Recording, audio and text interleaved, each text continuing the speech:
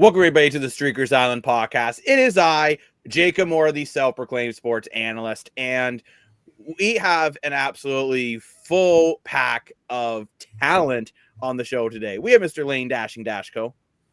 We have the one, the only, everyone's favorite CEO, Chazzy Point 8788. I think this new update will be he is going to run off eggnog. Place your props. And, of course, we have the man that's going to try to walk over 60 kilometers, Mr. Moore, for your money. Woo! Now, we have an action-packed show for everyone today. We're going to recap the, I'm going to say, much tamer week of CFL football from the week previously. But we still have some things to talk about. Should Montreal be concerned? Should Hamilton be concerned? I be concerned? We're going to bring back our gas or ass segment. The Toronto Blue Jays. I won the series, but it was a weird series. We're going to break that series down a little bit more. Yes, Dan, you have a hat from the War of 1812. Congratulations. I love this hat. This hat's gone to war with me, bro. And NFL preseason's underway with some headlines going on there. Talk about that. By the way, Aaron Rodgers says he still thinks he's in his prime. He is. 100%. 10 wins. 10 wins. Yeah, 10 wins. Plus, we're going to get into some NHL headlines, as we like to do. But let's get right into this Blue Jays series and get into our baseball talk. I like it. The Toronto Blue Jays did win the series versus the Texas Rangers. No boom, though. This was one of the weirdest series. There was really only one good game in the series. The first game was tight. Second game, the Jays blow the Rangers out of the water. The third game, the Jays forgot that there was a third game, and then they get blown out of the water. So this does concern me in August that you're having games where I think the team is taking a day off. That does concern me because this is August baseball. This is your chance to win the division. This is your chance to run away. And I think you have some concerns in pitching. Yeah, that's what I was going to say. It's not the team that took the days off. I hate to throw one guy under the bus, but here I go. What do you mean the team didn't take the day off? They only got 4 runs. Yeah, we got a lot of hits. It's Chris Bassett. He played 7 terrible hits. today. Okay, I'm calling you out, Mr. Moore, for when Austin Matthews has 10 shots on nets and doesn't score, you go on, he's terrible. 100%. So why can't we say this? Why do you not say the same about this Blue Jay team with 7 hits and only 4 runs? Because it's still over 50%, bro. If Austin Matthews scored 60% on 60% of his shots taken on net, I would be happy with that. No, you know what? No, you wouldn't. You would still find a reason. I wouldn't. You complain when Nathan Rourke puts up 400 yards in passing. You would complain the same way. What I'm getting at is you have a complete double standard for the Blue Jays than you do for the Leafs. And they've been equally as poop. No, I don't, because what you said is completely irrelevant. It's completely relevant. No, I did. They got 4 runs on 7 hits. That's over 50% completion ratio. But you should be happy with Vladdy. You're happy with Guerrero, who is nowhere near the top in home runs. But you're furious at Austin Matthews when he only scored around 30. Because Guerrero's near the top on batting average at about 300 right now. Okay, Austin Matthews is on pace for over 100 points. You said it didn't matter because you're paying him to score. You're paying Vladdy to hit home runs. No, you're paying Vladdy to bring in ones, and that's what he's doing. He's nowhere near the top in RBIs either, Dan. But he's getting on base. And by getting on base, you have to get on base in order to get the run. Equal run. That's like saying every shot you take on net will go in. Every pass to the end zone is a touchdown. Hits don't equal runs. No, but you have to have a hit in order to get a one. Actually, you don't. That's not even true. Usually. Not even usually. That's like, okay, so the bases are loaded and I get a walk. Does that mean the run shouldn't count? No. Come on, Mr. Moore. I'm just saying, get someone on base helps because then when you get a one, you have someone get a home run and someone on base, you're going up by 2 instead of 1. Can we all agree, though, if this was the Toronto Maple Leafs in this game and it was Austin Matthews who didn't deliver enough offense, Dan would be going on and on. This is absolutely ridiculous. Sure. He shouldn't be the captain. Which goalie was he going against, though? You went against their horse today. So Vladdy Guerrero's being paid $500 million. Bo Bichette wants to be one of the highest paid shortstops in the league. And then, okay, if you're saying they went up against the horse, well, How come after the 7th inning, they still only managed to bring in 2 runs? Jacob, why are we even having... He was gone after 7. Jacob. He was gone after 7, guys. That's like saying when the backup goalie's pulled, when Vasilevsky pulls his groin in the 2nd period and they don't score in the 3rd, say, oh, well, they have to play Vasilevsky. Oh, 7. no. 7 in the modern era these days. That's almost a complete game. Yeah. No, it's not. Usually, yeah.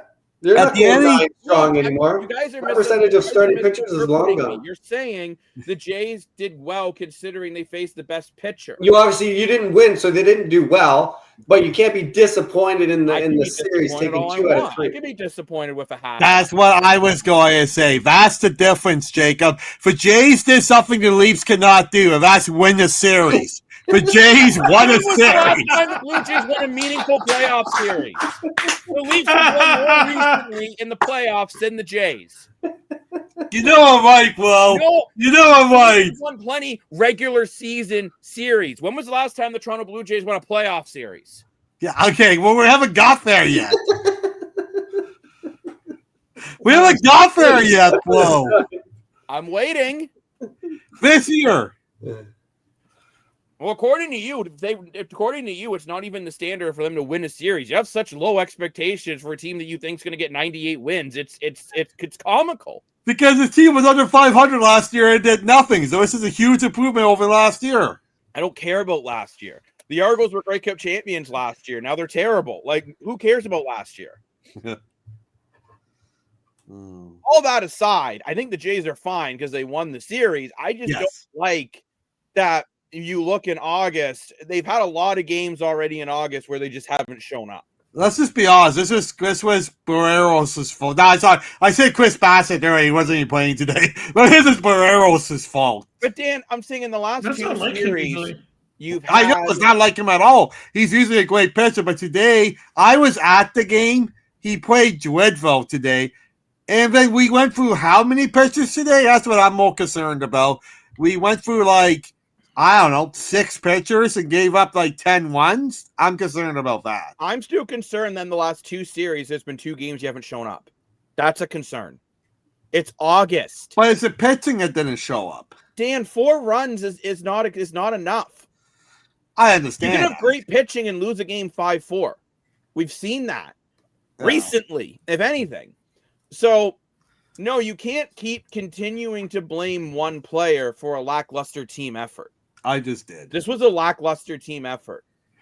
Okay, I do admit, I think there's some culture change. Like when Vladdy hit the home run when they were already being blown out the door. It's not like he put on the home run jacket and celebrated. That's exactly what I was going to say, boy. But at the end of the day, still, you are blaming one pitcher for an overall lackluster event. You actually got 5 hits off this quote-unquote best pitcher in the world, and he did allow 2 earned runs.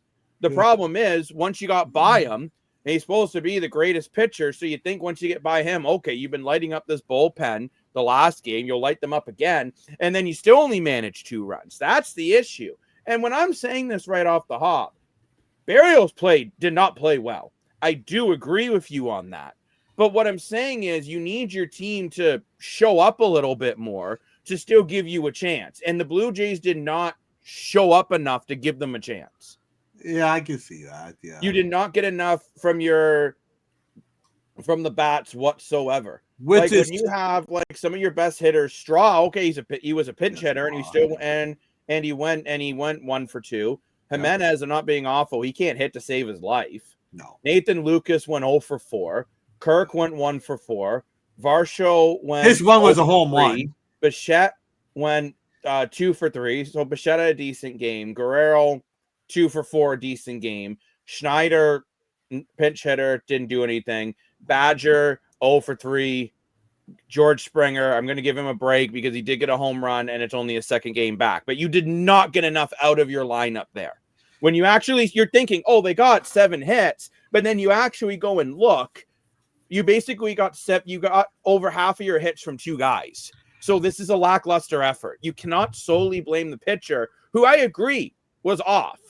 He did not have a good game. But again, you need more from Badger. You need more from Lucas. You need more from Clement in games like this just to get on base even. because out of your 7 hits, half of them were from Bichette and Guerrero.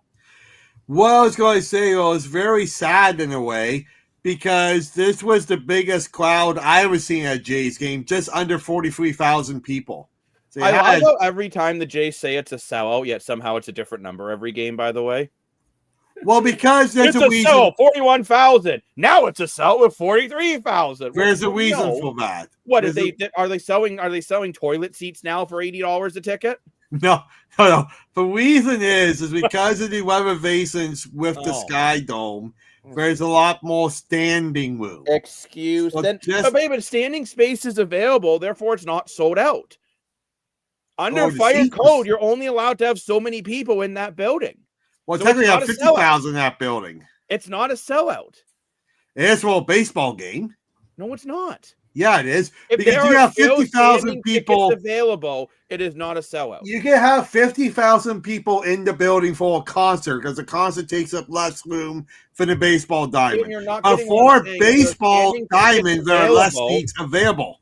If there are I'd be like the Argos saying every game's a sellout when it's clearly not. It's clearly, in the last couple games I went to, they said it was a sellout, and there were empty seats everywhere. Because people bought the ticket and didn't show up, probably. But you can't keep changing the number and saying it's a sellout.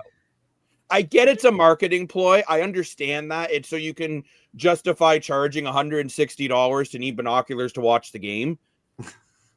Like, I guarantee you next year these Jays tickets will be unaffordable for the average Torontarian. Because remember, a lot of these tickets are people who bought the tickets months ago when they were like $26, $27 a ticket.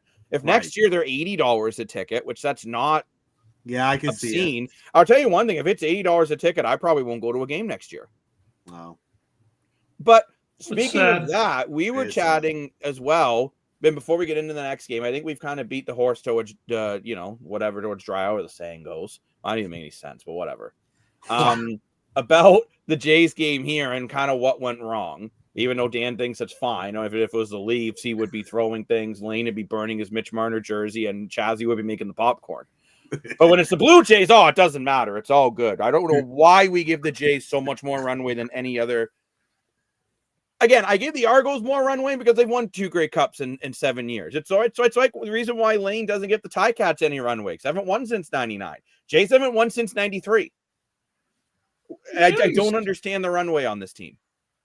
I think it's just happy. I think we're just happy because they're actually doing well. I don't want to be happy. Let me be miserable. At least it's more exciting than last year when it's like, I don't want to put on Sportsnet. Well, that's what I'm saying. The teams were unwatchable last year. I just get worried out of your last 2 series, 2 games you didn't show up. But let's hope they clean this up. But before we get into the next series, I was interested in Atlanta, Mercedes-Benz Stadium. They have this new thing, and it showed all the food you could get for $20. And it's a lot of food. So it'd be interesting to see what can you get at the Jays for $20. Let's think. Maybe a hot dog and a pop? Now, here's a question for you. Are you comparing to $20 American or $20 Canadian? Okay, Dan, so fine. I'll quickly do the conversion since you're Mr. Calculator. Because in Atlanta, that's $20 American. Well, obviously. Good job. Right? All I know is I got to go off screen for a couple of seconds because I'm going to get my teeth and do a nice Oh! What's that? He muted his mic because he's got to eat his burger. Wow. But he did not turn off his camera so he can watch him eat the burger. But burger at $11.49 at night. Love it. Burger! That's $27.61 Canadian. But I was going to say about 26, yeah. But still, I'm pulling up my cell phone here because I have it on my phone. Craig's drinking a big old sip of root beer. This gets you a bag of popcorn, a Coke, a pretzel, a slice of pizza, chicken fingers and fries, nachos, and a hot dog for $27. That's insane. You're not getting all of that food at $27. That chicken fingers and fries is $27 what you will get for $20 at Mercedes-Benz Stadium from the stadium itself. Not all of it for $27. It's probably receipts proving it. It's probably one or the other. It's not all of it. No, you get it all. It's all of it. What? No. It's all of it. Dan, at the Jays, I could buy a beer and a popcorn, and I'm already over that. I know, yeah. I might be over that just buying the You're way over. So This is what I'm getting at. Canadians need to stop being so happy with what they're doing in Toronto. I spent $11 on a pop today. Next year, the food is already way too expensive. And hey, I'll admit it, I'm a big dude. I need to be able to afford to actually eat when I get there. I mean, maybe the Jays are trying to make everyone go on a diet. So they figure if they charge, if a Big Mary combo there is like $32 with tax. I saw someone get an ice cream cone. It was like $14 for like a little ice cream. It's insane. Wow. So I'm sick of this. And you know what? I'll say it too. Like the football's no better. Like BMO Field chicken strips is like 15, 16 chicken strips with fries is like $17 just by itself. $20 plus your drink. You're like $30. Right. With a beer, you're into $40 territory. Well, it depends because they do. And this is one thing I will say. I think the Argos do better than the Jays with their $5 beers. They're at anyone that sells beer, they sell those $5 beers. The $3 hot dogs are not just pregame or at one hot dog spot the way the Jays are, or the way the Hamilton Tiger Cats are. The $5 beer special was only up until a half an hour before kickoff. After that, it went back up to like I think $9 or $10. Don't the Jays have a loony dog day or something like that? Hot dog stand on level 200. So Craig, you're carrying one hot dog stand. So if you're on 500, are you gonna walk all the way down to 200 for $1 hot dog, or you're just gonna pay the $9 for a hot dog that tastes like it was made the last time the Jays won the World Series? That's the other thing. The food's terrible too, besides pizza. And yes, I'm the big guy talking about food. Fine, that's okay. But no one said that. You did. We need to start. You enjoy your ball game with some nice fans. Need to have a higher standard for what we're getting for our dollar. And I'm saying that for the Argos. One thing I liked about the Leafs with Tim, this was years ago, so maybe this has changed. When we went to a Leaf game in like 2019, 2018, the Tim's was regular price. So like I could actually get reasonably priced food.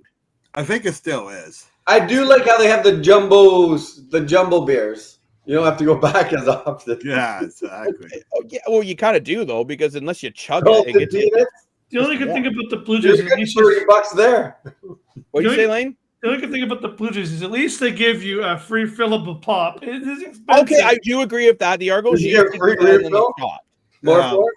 That's my $11 pop. It was free refills, yes. So you do get, I mean, you do spend a lot. Like collector's cup, no? However, here's another issue. You got to line up for 20 minutes just to get your refill. You can't just. No, I discovered there's a way around that. You from getting there's a way around that. There is. You go a piece of Nova instead.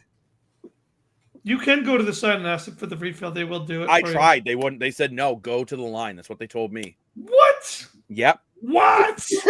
Lane, they love you. They don't like me because I call them out on their crap. Because Lane's so gorgeous. Well, that's true. They're like, oh my gosh, it's Lane dashing. Well, I do have a funny. Here's a new segment on the island. I do have a funny story. I do have a really funny story about this. When I went to the WWE one in March at the Rogers Center, I asked the lady, I'm like, are you guys doing the free refills tonight? And she was like, we're not supposed to, but I'll do it for you if you come by and I won't get caught. I was like, okay. So I spent the $11 pop. And then when I went back there, she tried to refill the pop for me and her boss like freaked her out. I think I got her fired. I think they sent her home. I was like, oh no, I'm not that good looking. Oh, I felt bad. I was like, go my refill. Yeah, oh no. But I think it's just what I'm just trying to get at with this stuff is I just feel like I see everyone complain about pricing for NHL. I've seen people complain pricing about CFL, which is hard for me to justify when it is one of the cheapest things to do in the six. Are you talking about the tickets or the food at this point? Both. Okay. I've seen people say Argos are too expensive when I get a cheap seat still like only about $33-$34. Yeah, I think it's a good price. If you want to go behind the end zone, which I don't like sitting there personally because I like to be able to see everything, but even where we're at is around 50. But I'm spending $100 to sit in the 500s. And then I look at all the food I can get in the States. I know they say everything's bigger in America, but like, I'm just saying maybe Canadian sports fans need to complain. The squeaky wheel gets the grease. What I think the problem is too. What's the problem? I think it's because there's not enough sports franchises in Canada. So, for example, if you live in Vancouver and you want to see a baseball game in Canada, you gotta fly to Toronto. So you spend all the money, book the flight, and book a hotel to go to a baseball game in Toronto. Are you going to squawk because you paid $9 for a hot dog instead of $7? Yes, No. I am, because I'm already spending like $600 to come watch you the must Jays. just go to Seattle and watch the Mariners play. Now, yeah, but people don't want to do that. Right now, people don't want to cross the border. Again, we're not going to get into the reasons why. You know, the thing is, in America, it's cheaper because you live in New York, for example, or Chicago, or LA. If one arena, one ticket's too much, I'll just go to the same one in the same city. We don't have that in Canada. We do, though, in Toronto. I can go to pretty much multiple different sporting events, or not even sports, in Toronto, and there's something to do, and they're still charging this amount of money. What I wish they would do more is, and they do this in the States, again, where you buy like a combo ticket, where it'll be like your tickets, a drink, and a hot dog for a flat rate. Right. And it's discounted. Yeah. I actually like it in Hamilton. You can buy a bundle where it's your ticket and your parking for a bundle pass. It's hard to get those bundle passes because it's only in the lot really, really close. The one further, it's not a bundle. But that's a smart idea. I don't know why they don't do that at BMO Field. Say, like, if the ticket's normally $50, parking's $30, get the ticket and parking for $70. I don't know if the club section in Montreal or if they still do it, but I've won a couple times where you get all the hot dogs you want part of your ticket. Where, with the Alouettes? No, with the Canadians. Oh, Canadians, yeah. Oh, interesting. Part of your ticket, you get all the hot dogs you wanted. And I can't remember if it was refreshments too or not, but it was part of your ticket. But Craig, I guess what bothers me about that is I have to buy a higher end ticket to get a deal on the food. And let's be honest, if I can afford a higher end ticket, I can afford $10 for a hot dog. I'm talking about for the fan that just they have their 9 to 5 job. They do Uber Eats overnight so they can take their wife and their kids to go see their favorite sports team. That's what I'm having a problem with. And I'm going to stand up for those people. Well, not like the Montreal. If I want to go to a Leaf game, mind you, my gosh, I need to drop $400. Unfortunately, like, realistically, to get a good seat, get there, either park close enough so I don't get stabbed, or take the train, buy food, and come back. I mean, a good seat, you're looking $200 minimum for something mediocre. Unfortunately, that doesn't exist nowadays. So it needs to exist. Well, I agree. But for example, I have a prime example of this. Our great-grandparents were Maple Leaf season ticket holders. And my grandma remembers going to Maple Leaf Gardens and lining up with her mom at the window and getting seats in the gray section for 79 cents. Well, grandma's all told us that story. Well, and 79, don't forget, this is way after the Great Depression. So you're talking almost $1 a ticket. That's some serious coin. We have 79 cents nowadays. But for considering people only making like $30 a week, it was still a decent amount of money. But the point was someone could work an honest 9 to 5 living and afford to go to a Maple Leaf game on Saturday night. I mean, we're basically just complaining about inflation at this point. Well, like I say, you don't want to get into it in the show, but it's our economy. No, but Dan, to me though, when you say that, and it's the same. I don't want to get into all the politics about it, but these teams are making millions and billions of dollars in revenue. They don't need to make a 10,000% markup on an iced tea. That's what I'm getting at. But players get paid millions and millions of dollars. Dan, and you look at all the people working at these hot dog stands and refilling drinks. We're not making minimum wage. Actually, you can't live in Toronto. They actually are, Dan. That's what's even worse. Ticket taker for the Jays is making around $18 to $20 an hour. They're paying these people like crap while making it obscene. I guarantee you get paid more money than that. No, they're not, Dan. They're not. I'm sorry, Dan. Yeah, okay, people with higher end jobs are, but I know people who have gone for those jobs and they're minimum wage jobs for like just serving food and making drink. Not $18, $20 an hour is not minimum wage.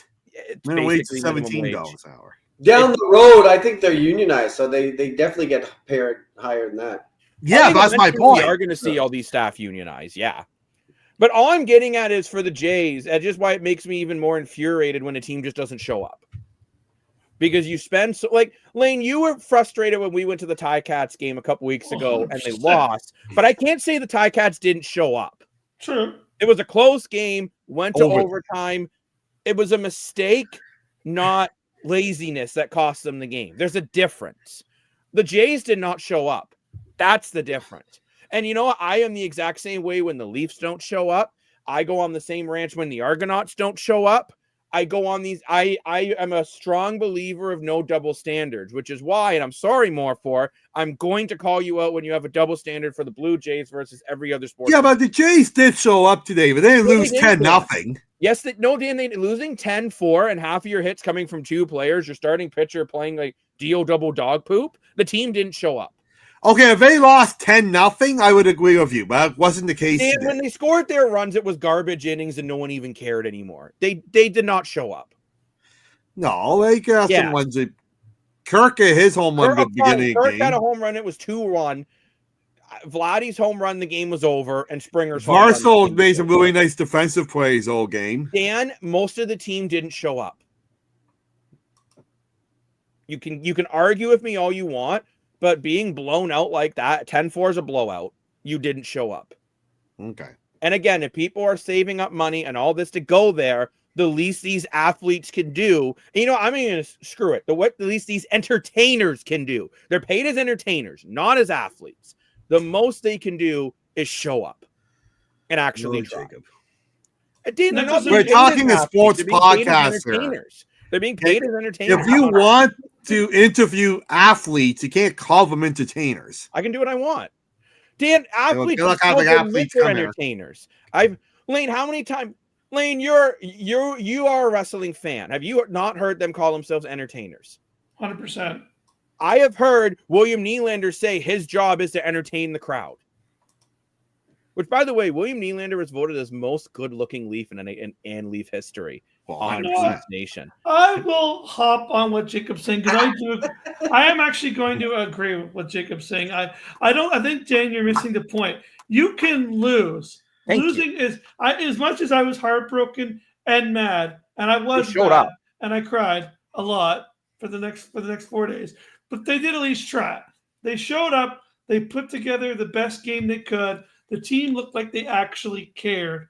When you go watch the Leafs and when they lose 9-1, I can't say that they cared. When the Jays lose 12-4 and their pitching is bad and they're hitting and they're striking out left, right, and center and they're going up and they're going 1, 2, 3 up, 1, 2, 3 down. I don't think that's trying. And we got to remember they lost 9-1 on August 9th. Like, yeah, they're expensive now. Like, even if it's cheap, that's not the point. You're being paid. Do your job. I'm sorry, and I know, Dan, you disagree with me, but when they put in an effort like this in the playoffs, and if it's a wild card and it's a best of 3, and you didn't show up one of the 2 games, and now you're packing your bags already. They still won the series. So even if this is wild card 3-game series, they still would have won the series. So your points can be irrelevant. It's not irrelevant, Dan, because August is the time that the games matter the most. If they won the series. I still have an issue with the level of compete. If they fought hard, different story. But they didn't.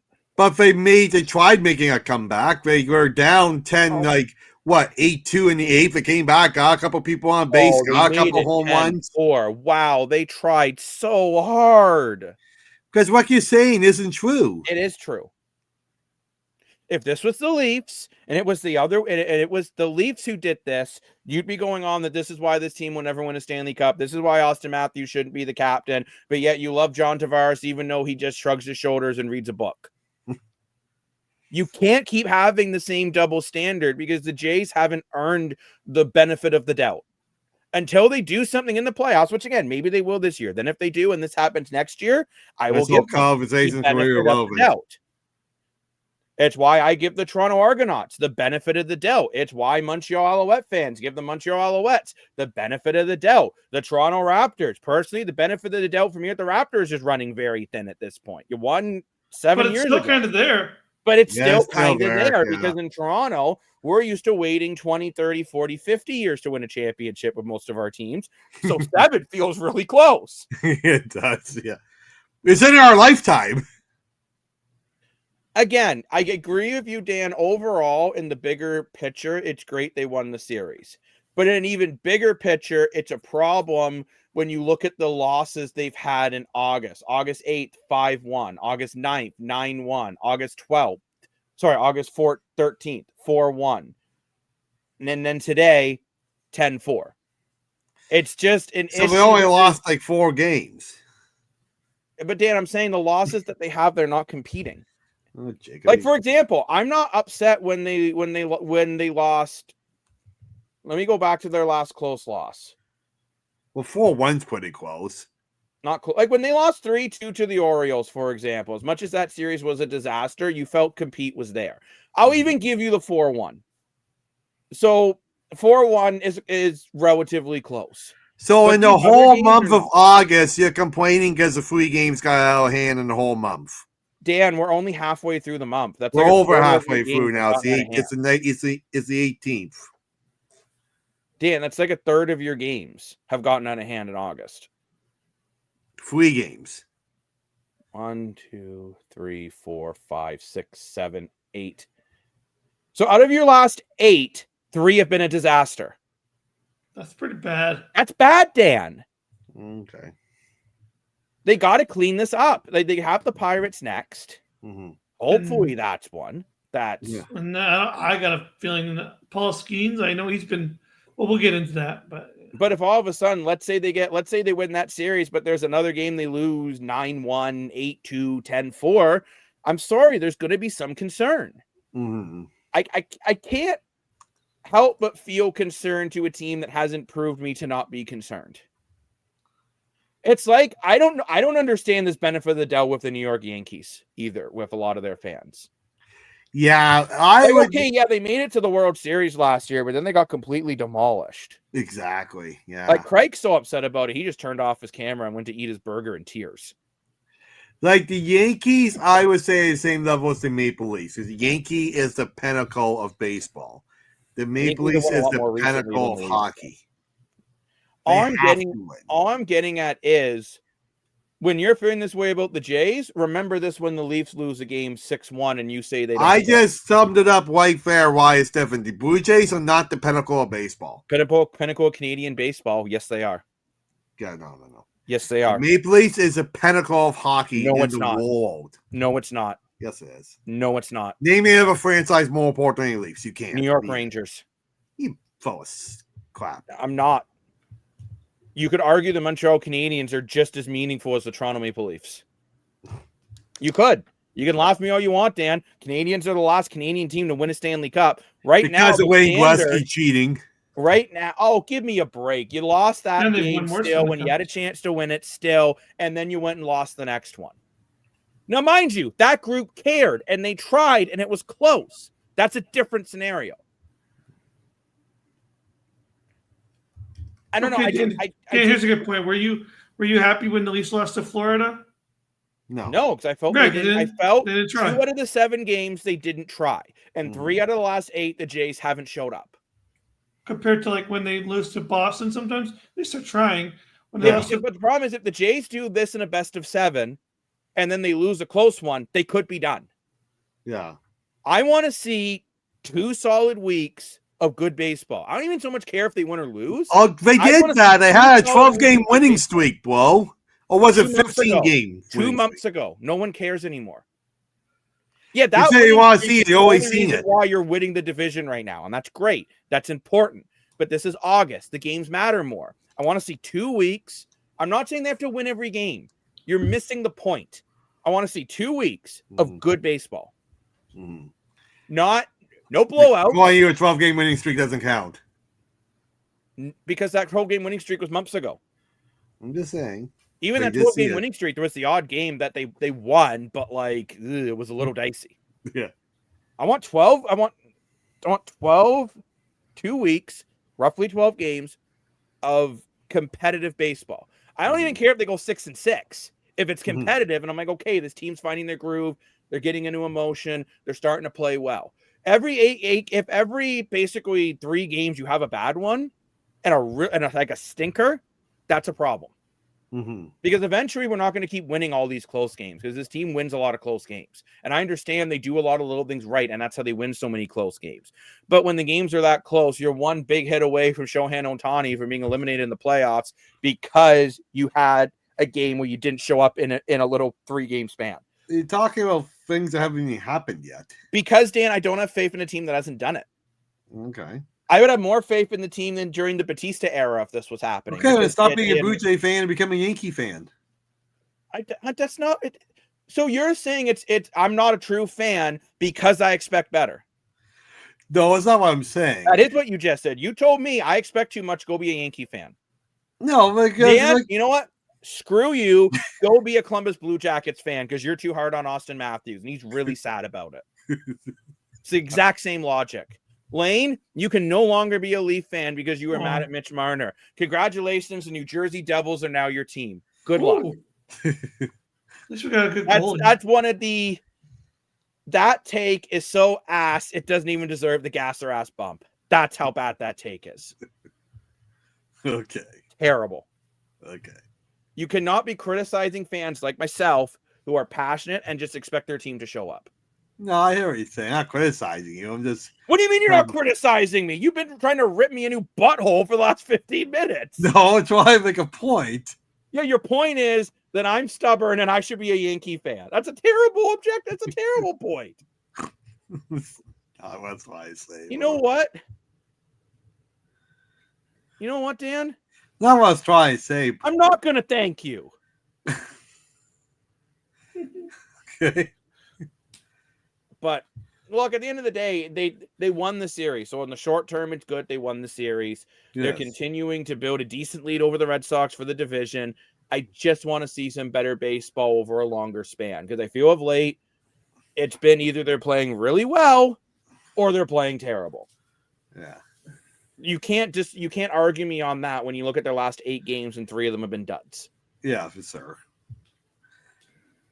12-game winning streak doesn't count. Not now. No, I don't care about a 12-game winning streak now. When the Leafs went on a 9-game winning streak and then Austin Matthews didn't score you told me all last year it didn't matter that Austin Matthews scored 69 goals the season before. Yeah, I agree with that. So then why do I care about a 12-game winning streak that happened in July when now it's August? Because it's the same team. It's the same season. No, they've made trades. It's not the same team. Okay, come on. They traded a couple mediocre pieces. No, they traded in and basically... They traded 2 Wookiees. They basically changed half their bullpen. Oh, yeah, okay. Yep. Oh,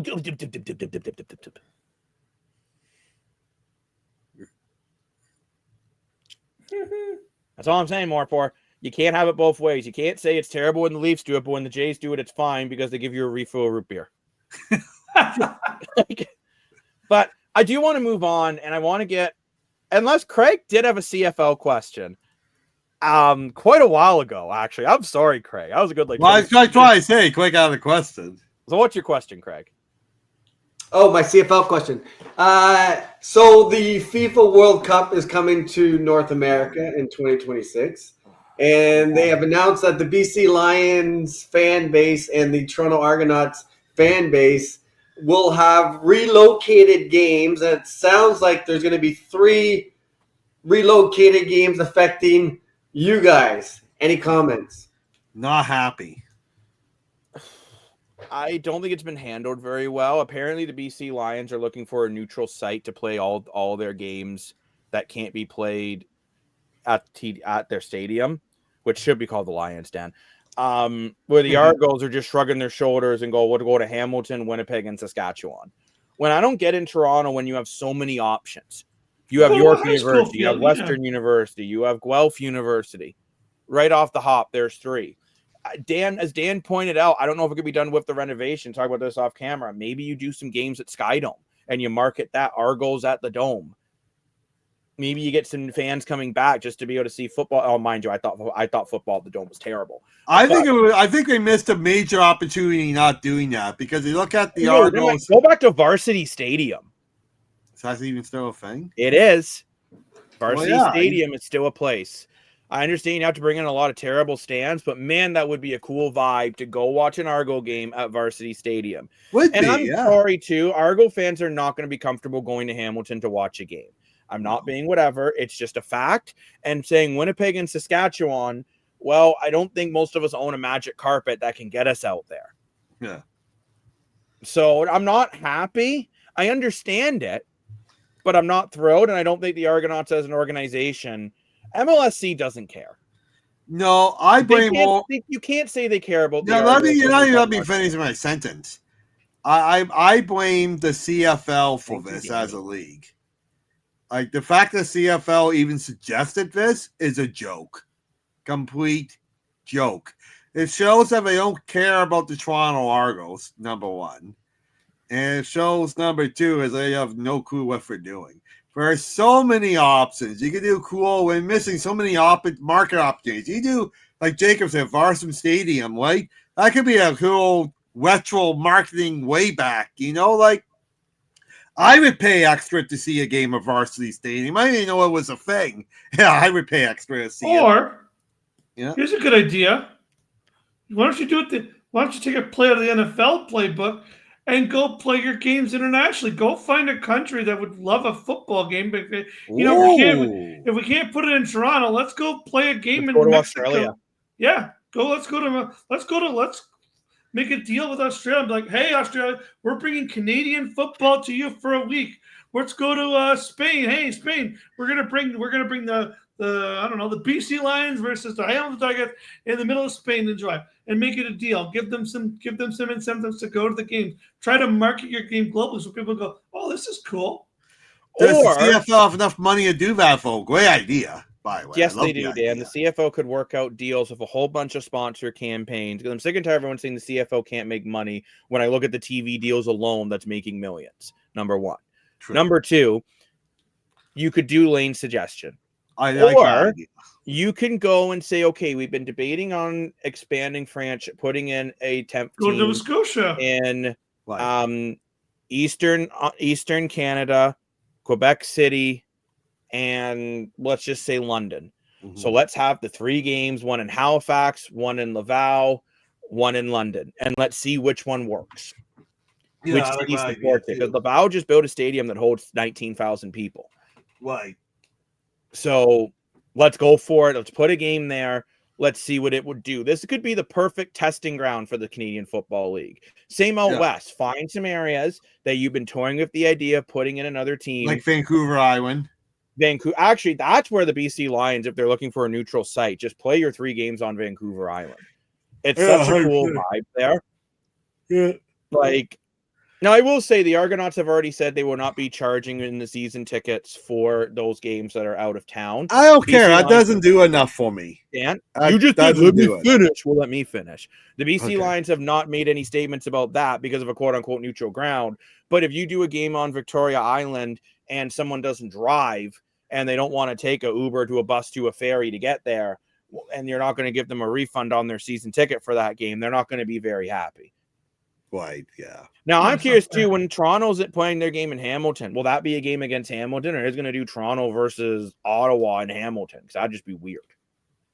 It's going to have to not be Hamilton. There's no it will have to be. But then you're literally, and Lane, I'm just going to say this. Do you think you'll just get a bunch of Hamilton fans there just to literally yell Argos suck, even though they don't care about the Red Blacks? Oh, for sure. I would go to that. I'll do it. But that's what I'm saying. So I think it's a real disadvantage for the Toronto Argonauts, the way they're going to do it. Now, mind you, this isn't set in stone. If there's enough backlash. So if you're an Argo fan, message your season ticket holder rep or, message MLSC directly and saying if you're a BC Lions fan and express your anger. I'm going to do it. I'm going to email my season ticket holder rep, which his name is Tom McDonald. So at first I was getting an email from a very cringy rapper, and I was very confused. But luckily it wasn't. That would have been terrifying. And anyone who doesn't know who he is, look him up. Listen to his music. Maybe you'll like it. I'm not a fan personally. I think Dan likes him. But that's kind of to answer your question, Craig. Fans around the league are not happy. I think it's just a very lazy solution from the CFL. But Dan, it's not from the CFL. The CFL is saying to the teams, you have to figure it out. And it's not set in stone. This still could change. Still a CFL's fault. The MLC gave us lazy excuse. It's like, derp, here you go. It's the CFL. It's like, okay. Yeah, it's their fault for saying okay. Well, it's actually because there's a real wrench because there's some, again, we're not going to get into the politics behind it, but there are some countries who are refusing to play FIFA in the States. Yes. So that's what's thrown the whole wrench in everything, and now there's a lot of scrambling. We're not going to get into the reasons. If you want to know more about it, use the information highway to educate yourself about it. We're not going to educate you on that. But, Dan, you can laugh all you want. I'm not a politician. I think Craig would make a great prime minister. Oh, yeah, 100%. Can we all agree? Oh, hold on then. It is time for...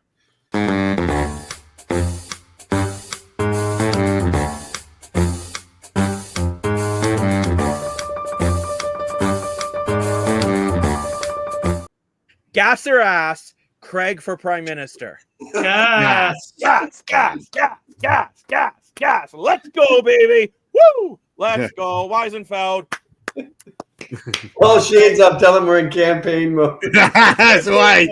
I remember you know what? One day you'll be able to vote for your prime minister. You could get all your government checks on the Streakers app.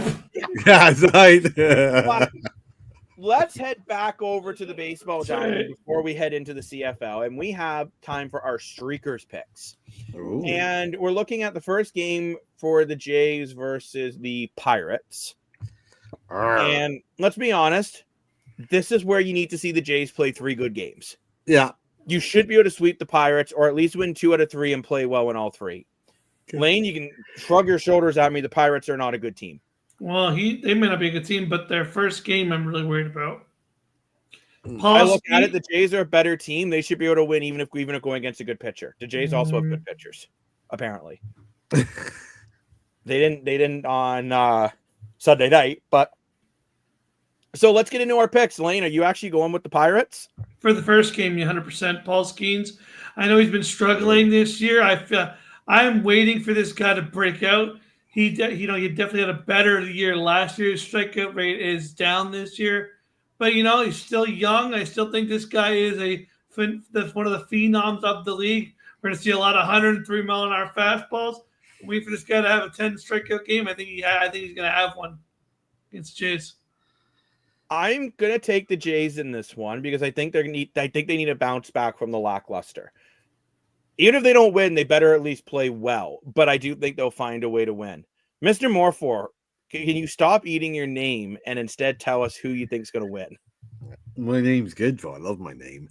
I think, for the same reason as Jacob, actually, funny enough, we agree on something.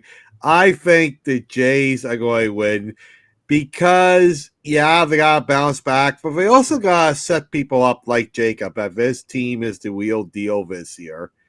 And they're going to do some damage. So, yeah, I think the Jays are going, even though it's going to be a tough game because they're a pitcher, I think the Jays are going, maybe they'll win defensively. Maybe, that's how they'll win. Maybe it'll be a low-scoring 3-2 game, right? But I think regardless, the Jays are going to win.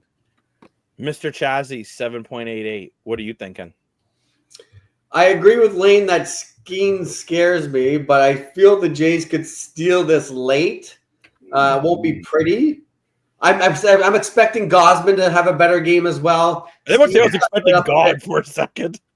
What's that? I thought you would say I'm expecting God. Oh, yeah. Well, yeah, no, I am expecting God and Gosman tomorrow. Or later today. But I think the Jays will squeak it out late. Actually, speaking of Gosman put out a tweet that was quite interesting. He said he wished he could find free parking in Toronto. Now, I took it as kind of like a joke. Oh, how that's cute. But apparently some fans are upset because, he's getting paid $110 million. And we could have just talked about this at the start of the show.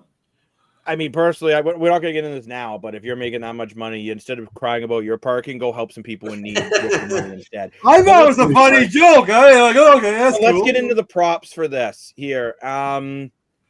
It's going to be tough, but I'm curious, Chazzy, because you think the Jays are going to be able to squeak this one. Do you think the Jays can get 8 hits? No. No.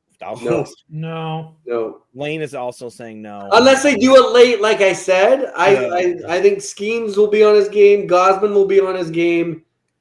Yeah, if they do anything, I don't think no. So, Lane, you seem to think this pitcher is like the best thing since sliced bread. So, Since God. could he get through his game without throwing at least 2 walks? 2 walks. Let's be honest, he's not the most accurate. He's got the power. He's not get that often either as a team. I'm saying no. I think he'll throw 2 walks. Mr. Morfor. Yes, sir. Pitching for the Jays has been a bit of an issue. Do you think they can keep the Pirates under 5 hits in the first 3 innings? Yes.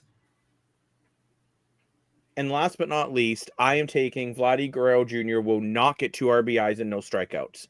I can get the RBIs, but I don't think he'll be able to get the strikeouts. Not get struck out. Because again, this is a really good pitcher. Interesting. So there we have it. Those are our picks in the Streakers app, which you can download on your phone. If you haven't downloaded it, breaking news, you really should. Yeah, exactly. But sorry, Lane. Oh, just saying, it'll just be interesting to see because he's really, I don't know if it's because of the MLB curse. It just feels like, last year he was so electric, and this year he's been good. He just hasn't been as good as his first year. I'm interested to see how he plays tomorrow. Yeah, the Pirates as a team have underachieved. Well, so is he. Yeah, they really have. Speaking of teams, I think he's still around 2 ERA or something. Well, it's a little bit higher. It's definitely higher than last. He's under 3. Yeah. But speaking of teams that have been underachieving, let's get into the CFL Power Rankings because there's been a lot of shuffling.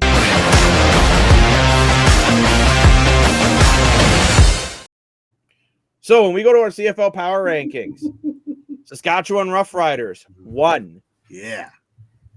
Before it was Hamilton Tiger Cats at 2. It is now the Calgary Stampeders at 2. Oh, boy. Dan is going to be angry at me. BC Lions, 3. Oh. Ottawa Red Blacks, 4. Edmonton Elks, 5. Winnipeg Blue Bombers, 6.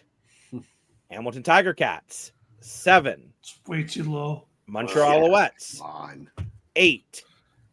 Toronto Argonauts, 9. Yeah, you were at the bottom. I would put them at 10 if I could. Yeah. So, Lane, you say Hamilton's too low. They've lost 2 straight. They got the doors blown off in the last game. So where do you want them? I think they're at least better than 5? 5? Top 5? Honestly, right now, I think Winnipeg, Edmonton, or Ottawa could beat Hamilton in a game right now. Why Ottawa? Yeah, good Because question. Ottawa, they clawed back from a deficit with a backup The quarterback. loss. Again, power rankings aren't necessarily wins and losses. They're about play on the field. I'm And by just play on saying. the field, the Ottawa Red Blacks, with Dustin Crum in, went out there, played really hard, and managed to come back. They played better than Winnipeg or Edmonton? Yes, because they did it without their starting QB. So did Edmonton. Cody Fajardo should have been their starting QB from the beginning of the year. I know, but technically. Technically, Cody Fajardo was a starter because they wanted to. Dustin Crum was in because Drew Brown got hurt. There's a difference. I just think that going from 2 to 7 over in 1 week is a little. I agree. I think scoring 9 points. Some bias. Some Argo bias. Yeah, exactly. Argo bias. It took Jacob like 7 losses in a row before you put the Argos in 3 tier. Because now we're the worst team. Also now we're an losing XFL in a team. row. And so again, though, I have a higher standard for a team that's healthy. Yeah, their defense was injured. Their offense was healthy. Their offense didn't put up a single touchdown. Bo Levi Mitchell threw for under 50% completion. Greg Bell couldn't even get to 60 yards on the ground. Kenny Lawler missed over half of his targets. Brett Lothar was missing field goals the way Dan misses his wake-up call in the morning at the hotels, and Hamilton still couldn't find a way to come back. Yeah, Hamilton to me is 7, maybe 6 at the very highest. I'd maybe flip Hamilton and Winnipeg. Winnipeg, the only reason why I have them as high as I do is the only reason why they beat Ottawa is because of the injuries. Jacob looks as frustrated with the CFL Power Rankings as I did with the Blue Jays. You guys can have your. So, are you okay with the top 3? Yeah. You are against Saskatchewan, Calgary, and no, I'm not okay. I'm not okay with BC in the top 3. What? Who's better than BC really? right now? Yeah. Who's better than BC No one.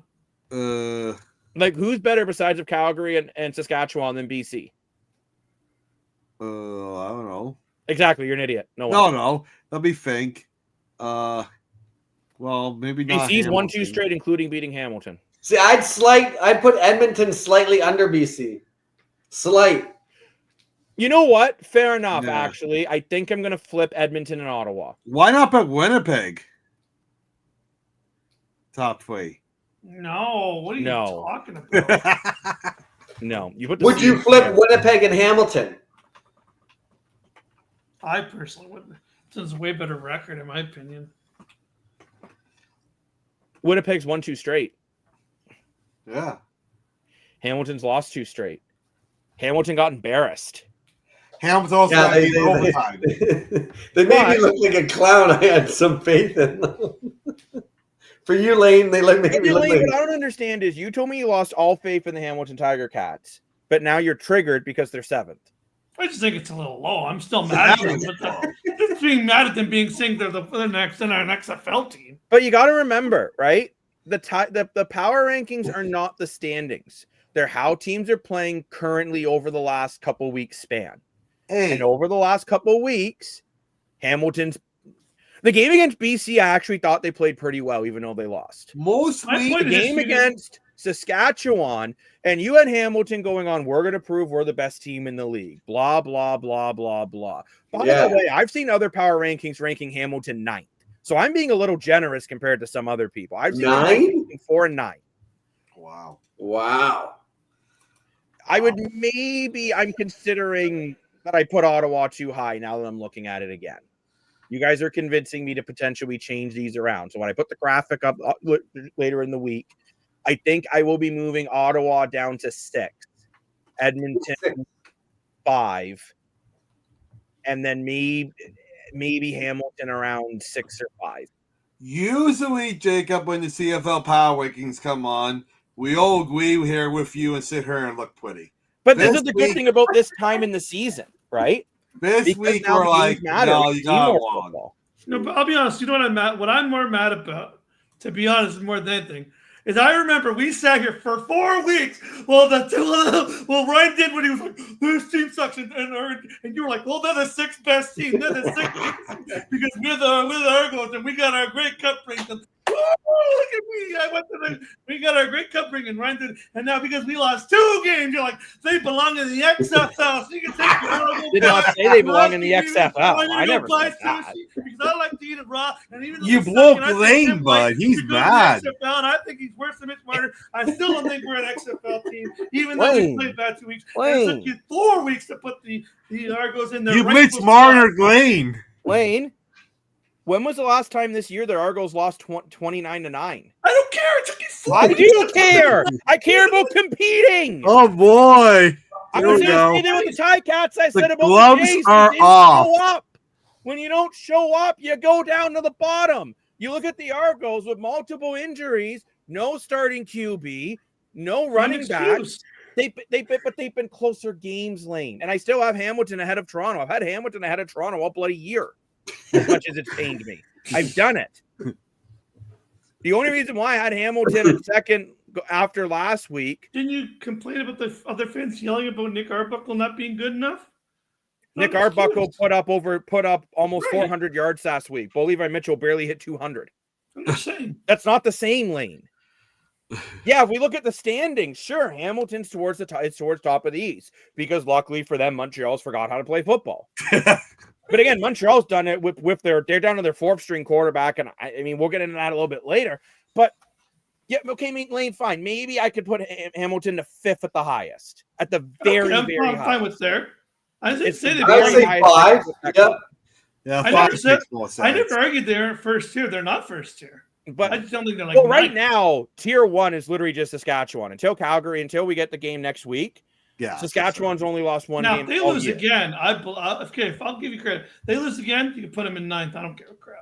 Well, no, depending. If Toronto loses again, then Hamilton doesn't actually play next week. Which I think is perfect for them. If they lose again, if they lose on Labor Day, you can gladly put their Ticats in 9th. Whoa, we're having a little. And I won't argue it one bit. So Will you guys send each other a rivalry on the Streaker app then? You think the Ticats? Well, actually, you know what's funny? I think the Argos are actually going to beat that.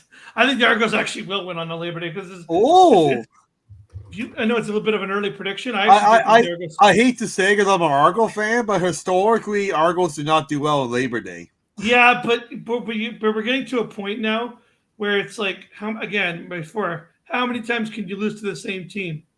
Like, you know what I mean? Like it's like, and I'm not trying to be rude. No, you guys didn't beat us all last year, and you haven't beat us this year. It's like, yeah, but how long is that going to go on for? That's not going to go on for years. Eventually, the other team's going to win, and I feel like Labor Day is one of those games where the status of the teams don't matter. Yeah, Labor Day is all about blood and grit. Sorry, but the highest I have had the Argonauts the entire season is 6th in the power rankings. That's the highest I've had them all season. That's where you got them higher at one point. I did not. Going into the season, okay, I did actually. But after week 1, when they got the doors blown off them by Montreal, I had them at 6. That is the highest they've been all year, is 6 in my rankings. The reason why Hamilton's at 7 is because that last game was a complete disaster. I'm not disagreeing with that. And the week before, went overtime. It went to overtime. It was a tight game, but we all agreed there were a lot of moments they didn't play well in that game. Yeah, I'm not saying they're not. I think they're a bottom tier 2 team. But bottom tier would be 7, 8, 9. 5, 6 is fine. Like just 5, them an 8 when you said them earlier. Not a tier 3. Normally your tiers break down in thirds because there's 9. I remember when you first sent them, you had them an 8. No, I didn't. The picture you sent me earlier. Yeah. I realized I by accident made a mistake because I'm dyslexic. Yeah, so I was like, so I flipped it, and I'm like, wait, that's not right. And I flipped it. Hamilton 7. So, like, when we were talking about before, like, I agree. I think tier 1, there are 3 teams. So I'm looking at Roughriders, Calgary, BC. I have no issues with that. I have zero complaints. I'm no issue. And like Montreal, by the way, I've dropped from 4th to 8th. And then I would put Edmonton because I think Edmonton is 4th, 100%. And then I think I like, this is my opinion. I could be wrong. I think Edmonton's 4th because I think Edmonton's better than Ottawa, and I think they're better than Winnipeg. Then I would put Ottawa because they're playing good, but their coach is a buffoon.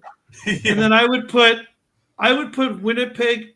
You wanted to do your 1A, 1B before. I think this is a perfect opportunity to do your 1A, 1B with Winnipeg, Hamilton.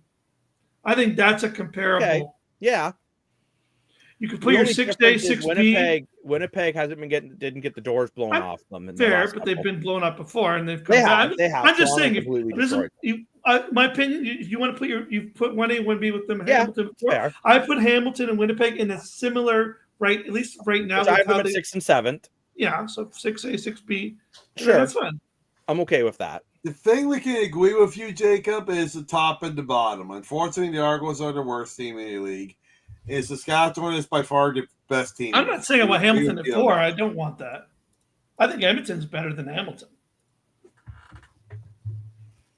I think Edmonton's playing better football than Hamilton. 100%. Even though Edmonton isn't winning every game of late, I think they're playing really good football. Yeah, if they were like I said, 6B would make me feel good. If you put them 6B, I won't cry anymore.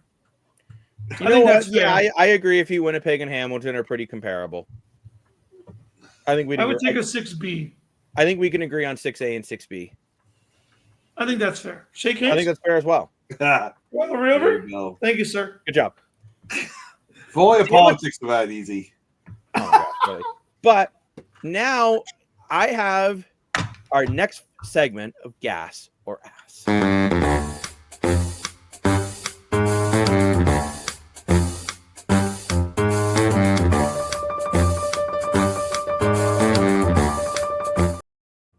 Jacob's Power Rankings, ass. Week 11 was such a letdown after week 10. I'm concerned about attendance and viewership. Oh. For the Argos? For the CFL. No, I'm not. Week 11, sorry. Half of the ass.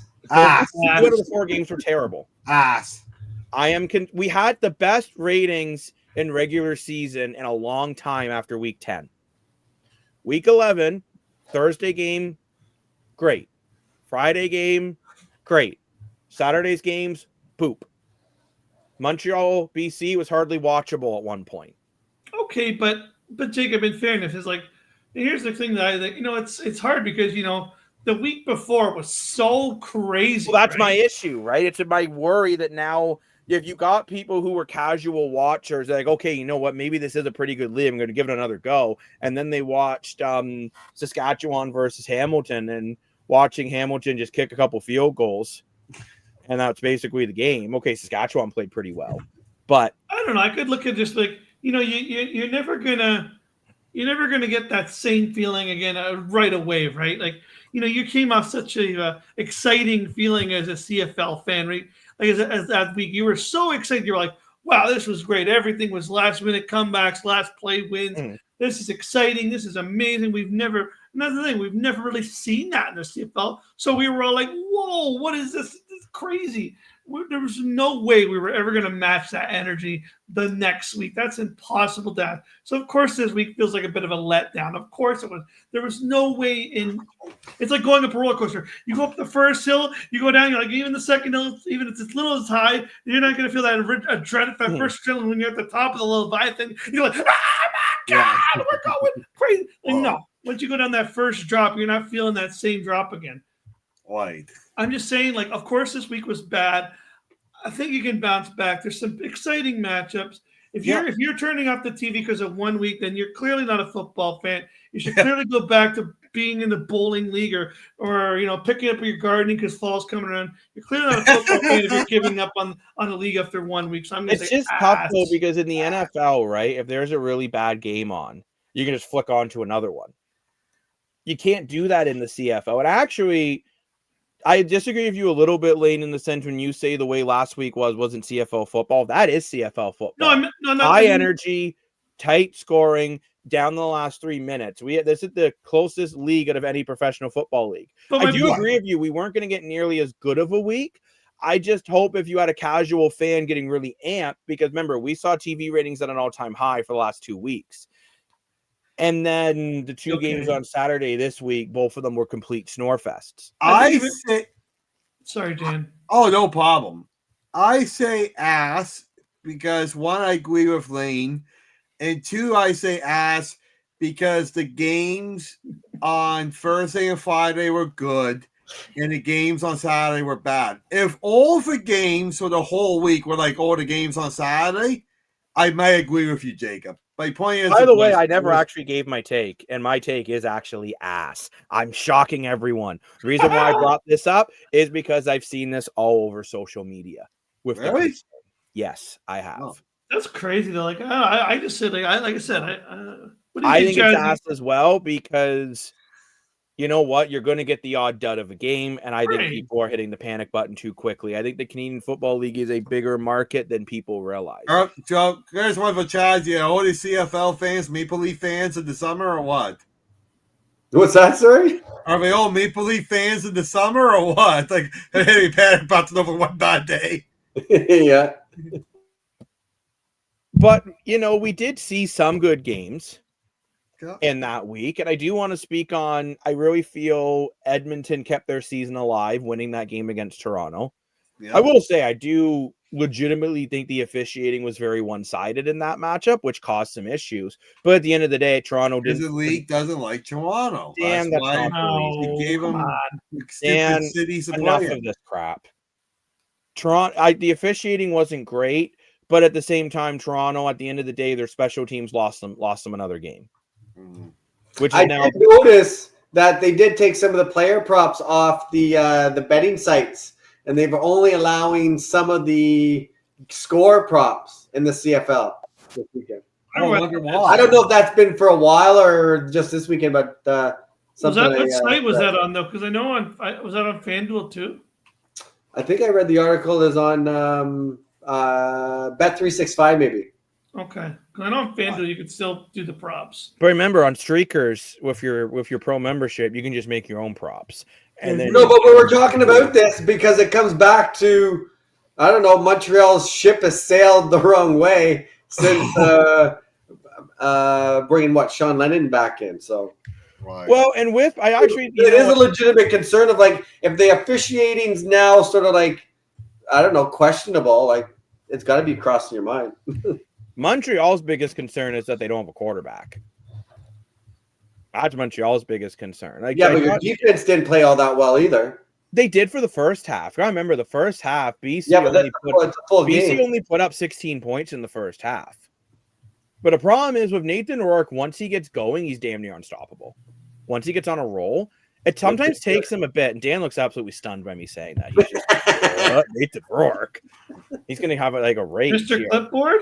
But Nathan Rourke, at the end of the day, did go 26 for 34, 382, 4 TDs, and an interception. So, yeah, Craig, I do agree with you. I thought Montreal's defense – actually, this is back-to-back weeks. I don't think Montreal's defense has looked that great, and maybe that does go back into adding a guy like Sean Lemon.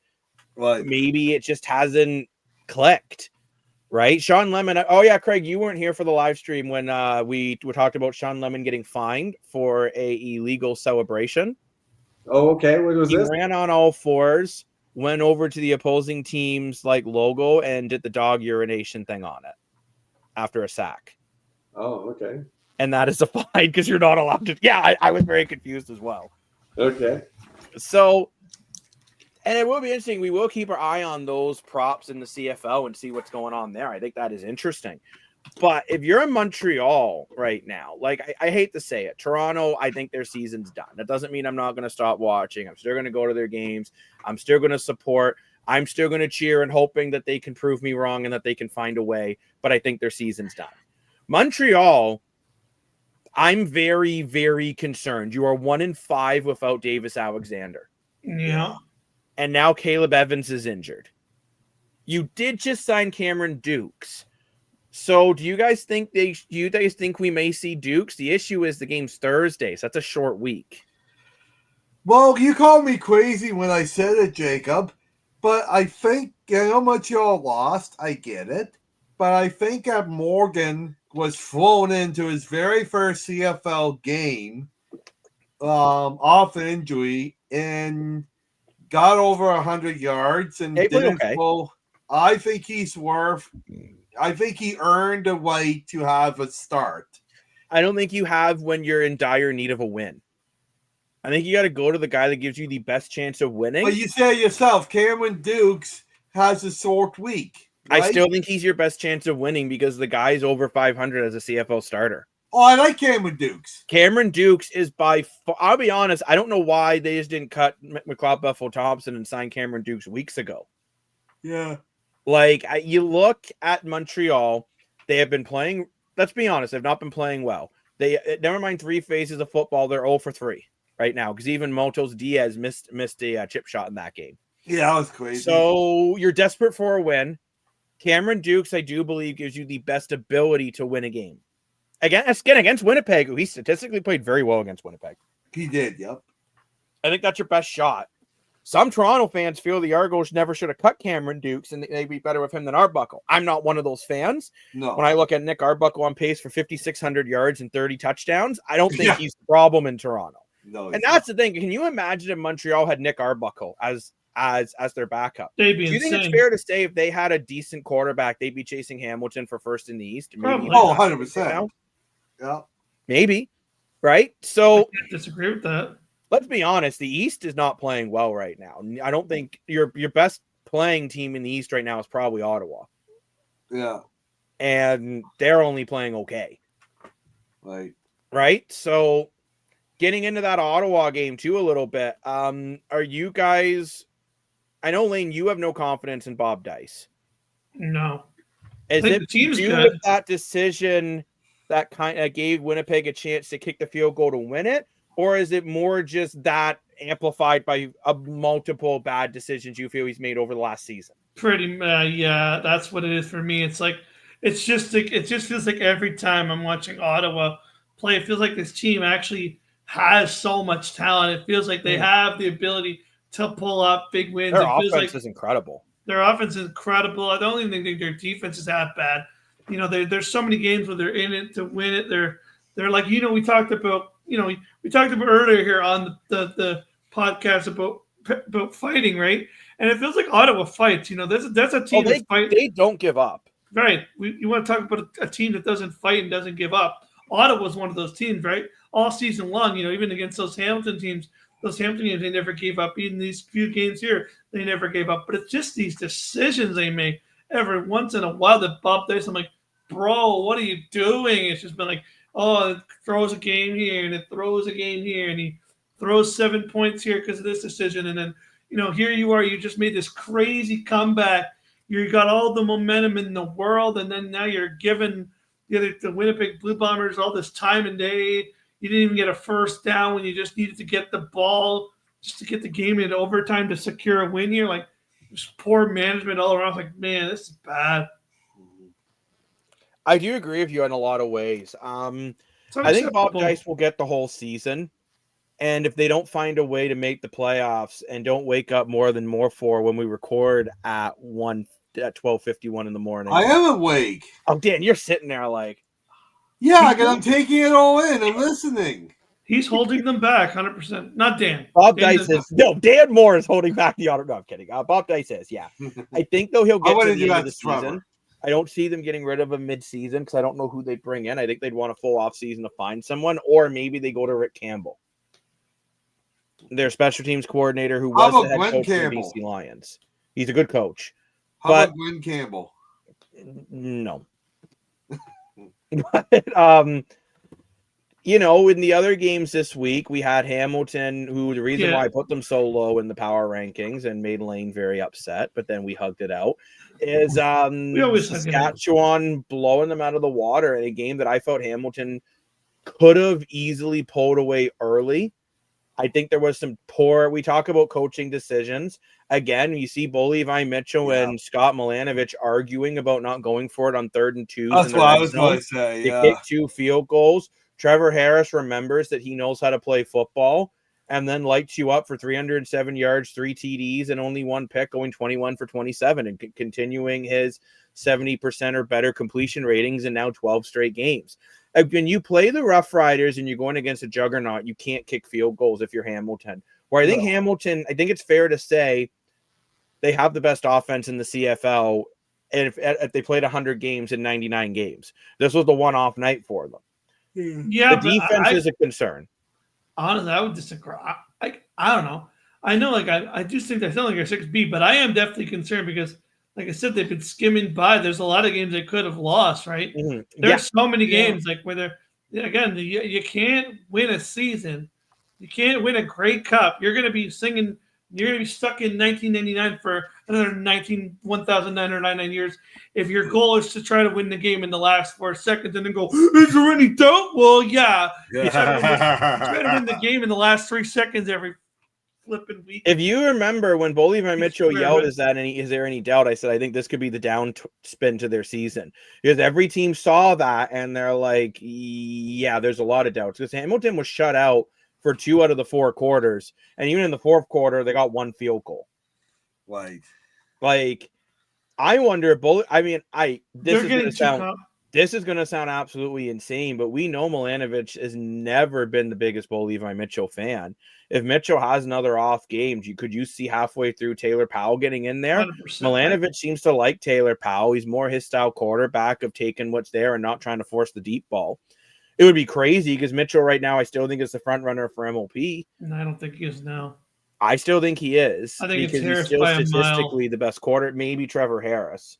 I mean, I've seen some people say Nathan Rourke. That's I also debatable. see Baron Adams if he can stay healthy. VA is possible as well. Yeah, exactly. Now all of a sudden, BC fans don't feel too upset about losing VA though, with the way Rourke is starting to find his game. Right? I could see Nathan Rourke putting his hat in that conversation, but. My point with the Ticats, and I am definitely frustrated. Don't get me wrong. I'm not trying to sit here when I'm defending them and say I'm not frustrated. It's frustrating watching that. I didn't even see that game, and I was frustrated when I saw the result.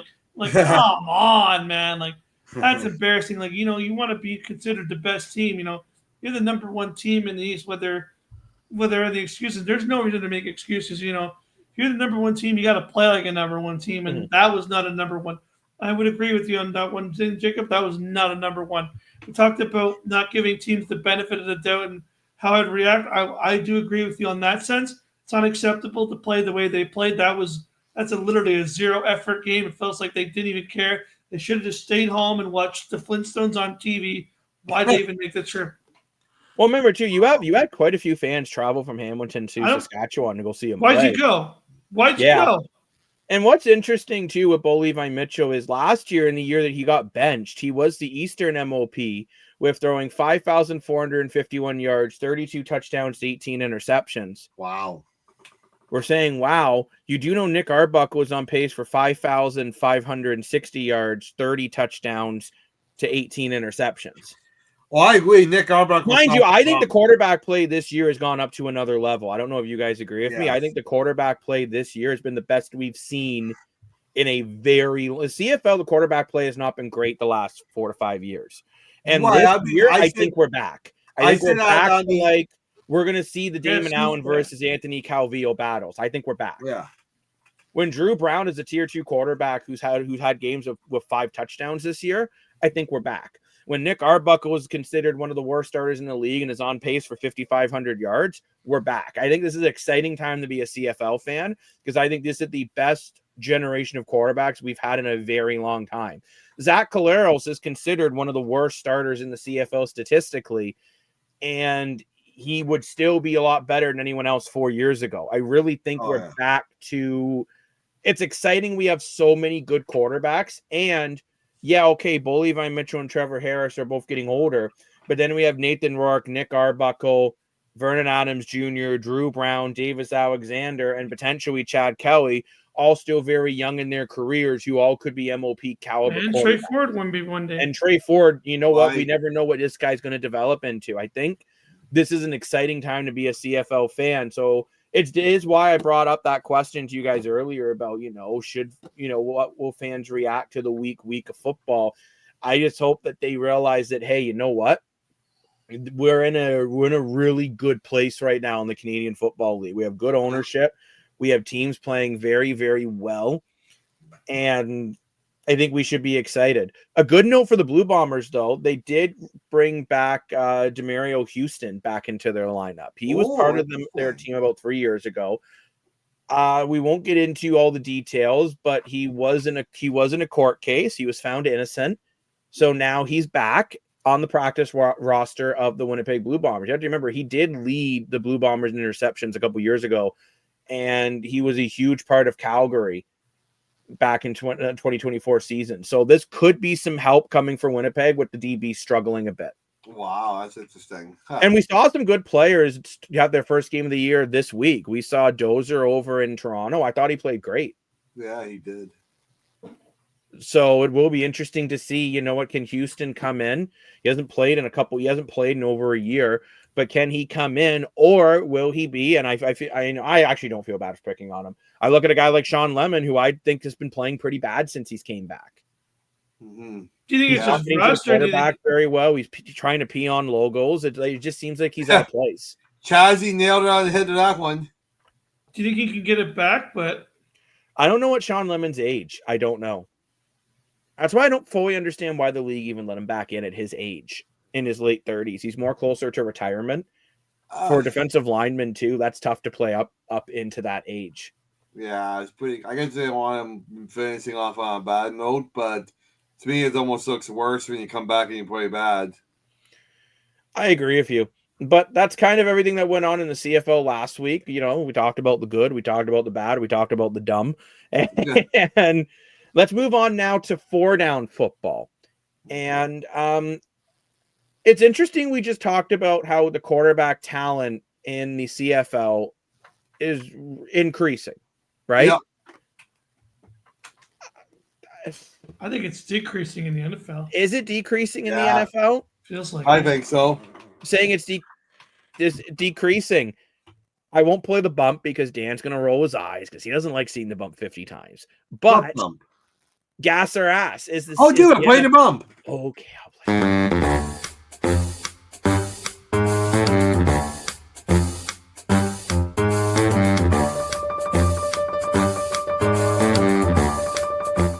Dan doesn't like gas or ass. I like it. The NFL is in a quarterback trouble. I think there's not enough talent in the NFL quarterback room. 100%. We're excited about quarterbacks who should be retiring, rookies who we're excited about rookies that don't even put up 200 yards. We're excited about Shadon Sanders, who played one preseason game and then got an injury. I'm going to say gas.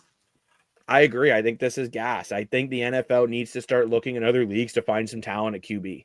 Well, it's Chaz. Maybe stop thinking that, you know what, they got to be 6'1", 6'2" to be a quarterback. But what do you think, Chaz? He's just do you think that I'm overreacting about some of these teams that I don't even think even have a backup, never mind a starter?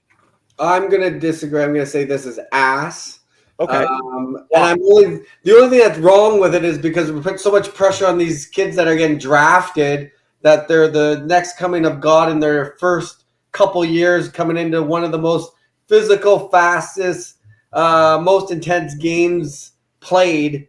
It's not going to happen. So if we can mature some of these quarterbacks into their first couple of years and not force them into the lion's den early, shakes their confidence, injuries. Like, we're playing football here. Those okay, so Craig, I'm going to counter your point here and say, but isn't this gas? Because if we had a plethora of better starting quarterbacks, we wouldn't need these rookies to come in and try to win games. I think in the NHL, we have a plethora of star center. So Easton Cowan didn't play the first year in the NHL.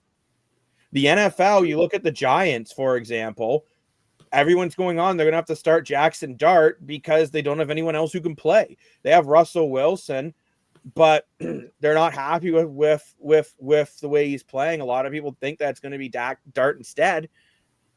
I'm sorry, is it a problem that starting quarterbacks are Russell Wilson and Justin Fields, these guys who aren't really Aaron Rodgers, who's in his 40s? These are the starting quarterbacks we're super excited about. Like, yeah, I think there's a lot of top-end talent quarterbacks with, like, your Josh Allens, your Patrick Mahomes, your Lamar Jackson, Joe Burrow, which I know we had a conversation on a live show about Joe Burrow being overrated. I disagree with that wholeheartedly. I think Joe Burrow was a top-tier quarterback on a terrible team.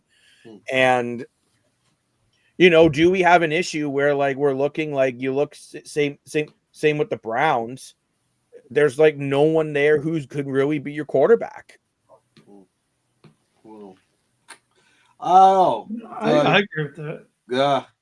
Actually, since Chazzy brought this up, I have a question for Chazzy. This was a last question from a viewer of our live show, and I asked if which one's more physical, the NFL or CFL, and you talked about the NFL being so physical there in your comment. So my question is, what do you think, Chazzy? Which one is more physical, the NFL or the CFL?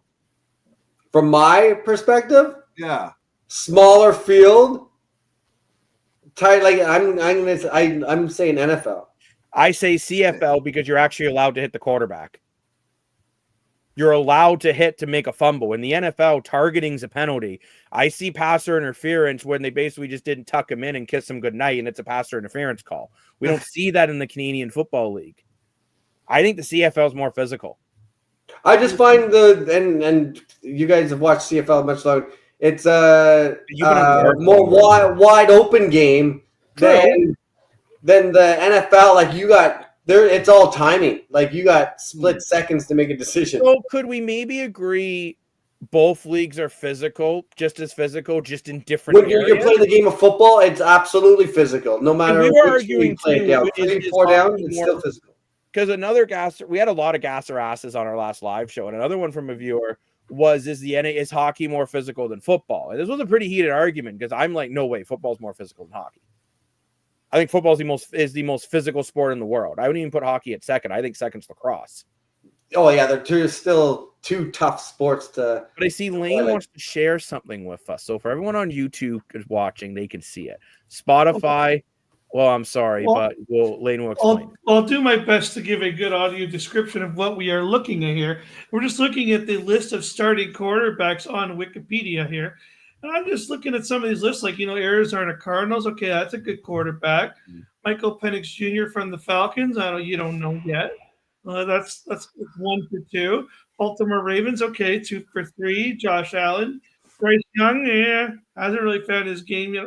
I wouldn't count him. Caleb Williams is another one. Hasn't really found his game yet. So now you're like 3 for 6 at this point. Joe Burrow. Yeah, there's a fourth one. And Bailey Zappi, I don't Wait, think. Bailey Zappi's a starter? Oh, good lord. Yeah. And then Trey Lance, ew. Trey Lance literally might start over Dak Prescott. Well, that won't happen, I don't think. But Yeah, you never know. Bo Nix, that's a pretty here we good go. He's pretty good quarterback. You know, Jared Goff, okay, he's pretty good. Love and Stroud, I'll take those guys. Then you got Joe Flacco again, like meh. Mac Jones, ew. Carson Wentz. he's definitely not the starter. Oh, wait, in Jacksonville, yeah, he might be. Sorry, I thought I read that as the Chiefs. Yeah, why does it say Chiefs? That's definitely Someone edited Wikipedia. Very, very strange. But Jaden Daniels, like, yeah, we are Baker looking at Mayfield. a lot of these starting quarterbacks. And I'll be honest, I think there's quarterbacks in the CFL who I would start over some of these NFL quarterbacks in a game. But the NFL is so worried about them being a certain physique. Mm-hmm. But True. I don't know. It'll just be interesting to see. I do wonder, is the NFL lacking? I think we could say that maybe around 20% of the teams don't have a true starting quarterback, where in the CFL, that's not the case. Yeah. I think the CFL, all 9 teams have a bona fide starter. Mm-hmm. There was a lot of people on Mind the you, list. it's 9 teams versus, oh my gosh, I'm drawing a blank. How many teams in the NFL? Like 30? 32? 32? No, it's 32 thoughts to podcast in the NHL. I don't know if that's the I'm drawing a blank there. But you need basically 3, you basically need 20 more starting quarterbacks in the NFL than the CFL. Streaker, I win the podcast. Maybe they need to start looking across the border at some of these guys in the CFL, like a Vernon Adams Jr. I don't know why they say he's too short, but then Kyler Murray's a starter in the NFL, and they're about the same build. What about that Canadian kid in the Green Bay camp? I'm excited for that. Yeah. I watched the Vanier Cup. Mm-hmm. And this kid, he's got an arm, and he played very well in his preseason start. Obviously, he's not going to get the starting job over Jordan Love, but maybe this is some more Canadian. If we can get a Canadian starting quarterback in the NFL within the next couple of years, that excites me. Oh, and I think that helps Canadian football in general. I even think it can help the CFL. Because I do too. Look, this kid came from Canada. He came from the Canadian University football, which, by the way, if you haven't watched Canadian University football, it is better than you expect. Like, even Lane and I, for work, we covered a Burlington Stampeders game. And Lane, you agreed with me. It was actually some pretty exciting football, right? So, like, you know, people give north of the border football a chance. You'll be surprised. Canada. Oh, Canada. Oh, you know, fan of us. Well, another. I just saw. I think your guys' way. Women's football. Leagues from ages 15 to 19. I think they said has caught on. I think there's 2 divisions in their age now. Oh wow, that's great. Yeah, and that's the thing. Women's sports are really, you know, we have the WNBA gaining a lot of traction, the PWHL gaining a lot of traction. Now women's football is gaining some traction. Like, women's sports are really gaining traction over the last, I'd say, 5 to 6 years. WNBA, it's going to be interesting if they end up going on, I guess, strike, we'll call it, the players during the CBA agreements. But it's weird, too, though. I've seen a lot of people really freaking out because WNBA players and NBA players can play together in a video game. I don't know why people are freaking out so much about that. I think it's kind of cool if I could have Caitlin Clark shoot a 3 over Steph Curry. Interesting. I think it's fun. Well, it's video game is video game people. I understand it. I understand in real life, you're not going to have Caitlin Clark. You're not allowed to have fun in virtual life, but in virtual world, why not? Right? You're not allowed to have fun. No fun. Having fun isn't hard when you have a library card, though, Lane. That's why. I'm kidding. I don't care. But it's interesting, though. I want to go back to the Packers because Lane mentioned them. And their training camp, unfortunately for them, has been reported several injuries. Omar Brown left the game with a chest and lung contusion. Marshawn Lloyd will miss some time with a hamstring injury. Rookie defensive end Baron Sorley out with a knee injury, which is a depth issue. And Jordan Love is also dealing with some discomfort. Now they're saying he should be back soon, so hopefully he'll be back for the start of the season. But Green Bay it hurts Green Bay, though, because now these players aren't getting their proper reps going into the season, even if they're back for the beginning of the season. If they're not getting full reps in practice, and they're not getting everything that they need. It's kind of like, actually, it was a quote off RDS and Patrick Laine saying he thinks he's going to have a great year because he's actually having a full training camp because he's healthy for the first time in 4 years. Oh, true. Yeah. So you look at these guys now. I just rhymed off a bunch of players on Green Bay who aren't going to get a proper training camp, especially Jordan Love. I mean, you really built your team around Jordan Love. I think he's a very underrated quarterback, by the way. I think give him a couple years, he's going to be right up. He's going to be knocking on the door from on a guy like Joe Burrow. I really like Jordan Love. It's funny. Jordan Love. And it's funny. I have to bring this up because Jazzy and Dan are not going to like me. But I still, to this day, I remember when that trade was made for Aaron Rodgers for Jordan Love. And I was literally like, this is the best trade. I felt the same way. And everyone was like, bro, you're really not that smart. Aaron Rodgers. I'm like, bro, he's not good. And Jordan Love is actually good. Wow. He literally turned their franchise around. Yeah, he has. You can argue it, but at the end of the day, Jordan Love should have been the start of that year. They kept taking him out to put in Aaron Rodgers, who was literally throwing the game. And every time they put in, it was like literally watching MBT with Trey Ford. I'm like, just play Trey Ford. Oh, we're going to play MBT. Oh, play Trey Ford. No, we've lost 12 games in a row, but we're going to play MBT. And then they put in Trey Ford in 160. I'm like, wow. Wow, we won. That's how I felt about the Packers. I'm like, give this kid a shot. They just kept putting him on the bench, and they're like, they might trade Jordan Love to keep Aaron Rodgers. Like, come on. Which is a good thing that never happened for Green Bay fans. The cheeseheads would have been cheesed. But it's also interesting. I don't know if you guys have been paying attention to the Chiefs at all in the preseason. But there's some issues. The defense does not look good at all. And I know this is preseason. I was going to say it's just preseason. But you allowed Seattle to rush 268 yards in one game. That's a concern. Like, yes, you did have your special teams did play really well. But, you did have a return from Jalen Royce for a 49-yard kickoff return, which is impressive. But I'm just that rush defense could be a huge issue. And in the NFL, if you can run the ball against a team like the Chiefs and keep Patrick Mahomes off the field, that's going to help you a lot. Try to take the Chiefs down. So I think the Chiefs, that's good. I think they're going to be running a lot of run defense drills. Now the key thing is the Chiefs. I did watch it because my girlfriend makes me watch Chiefs games because she's a Chiefs fan. Oh, I'm sorry. But I will say, in their defense, they're literally not playing. I don't even think they're playing these second strings. I think both games, I don't think Travis Kelce's taking a snap. Patrick Mahomes threw a 1-1-yard play in the end zone. That's about all he's done. They're not playing any of their really starting of their offense, so they're basically rolling out third stringers and going out there and going running down 3 downs and putting their defense out there 90% of the game. So that's why I think that's why we're seeing a lot of these numbers being escalated. Okay, because their defense is playing 95% of the game. So keep that in mind when their offense is literally like 4 stringers. I don't like the Chiefs. I hate them more than I hate the Tiger Cats. I'm going to say that right off the hop. I can't stand the Kansas City Chiefs. Do you think I'm going to get mad? Wait till you see my girlfriend. And it's a good thing I'm not dating your girlfriend, though. She won't even be able to be in the same room, and you think I get mad? Holy moly!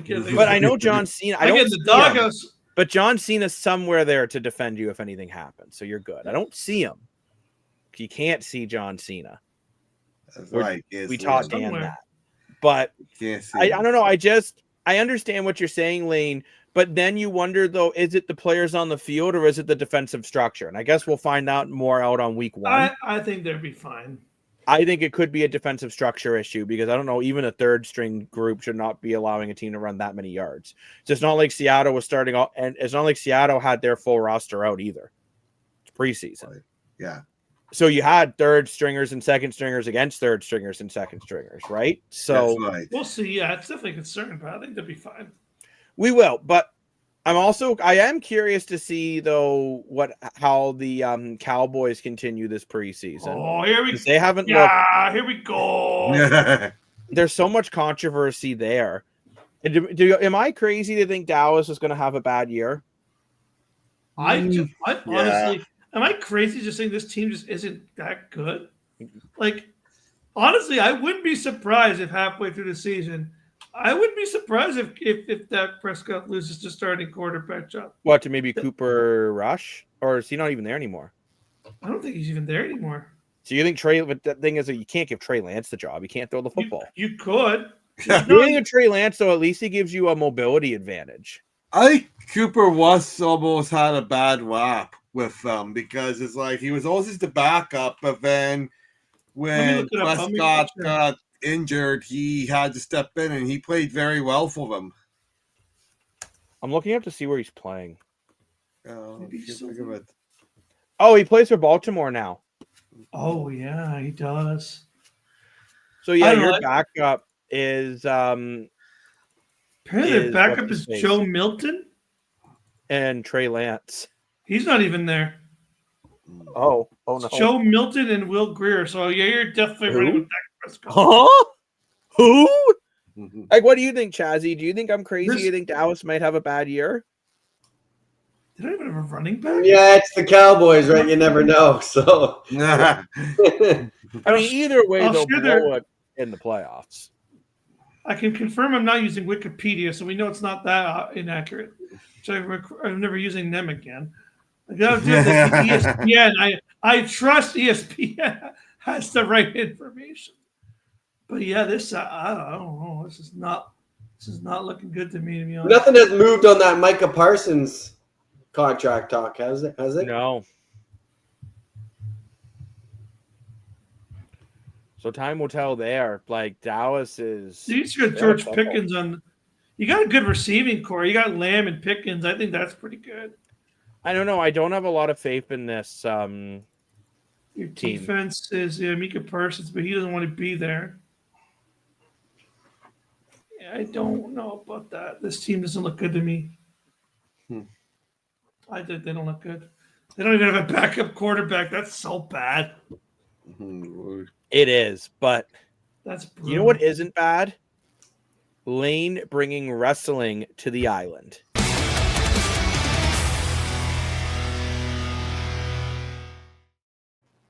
So, Lane, what's going on in the world of wrestling?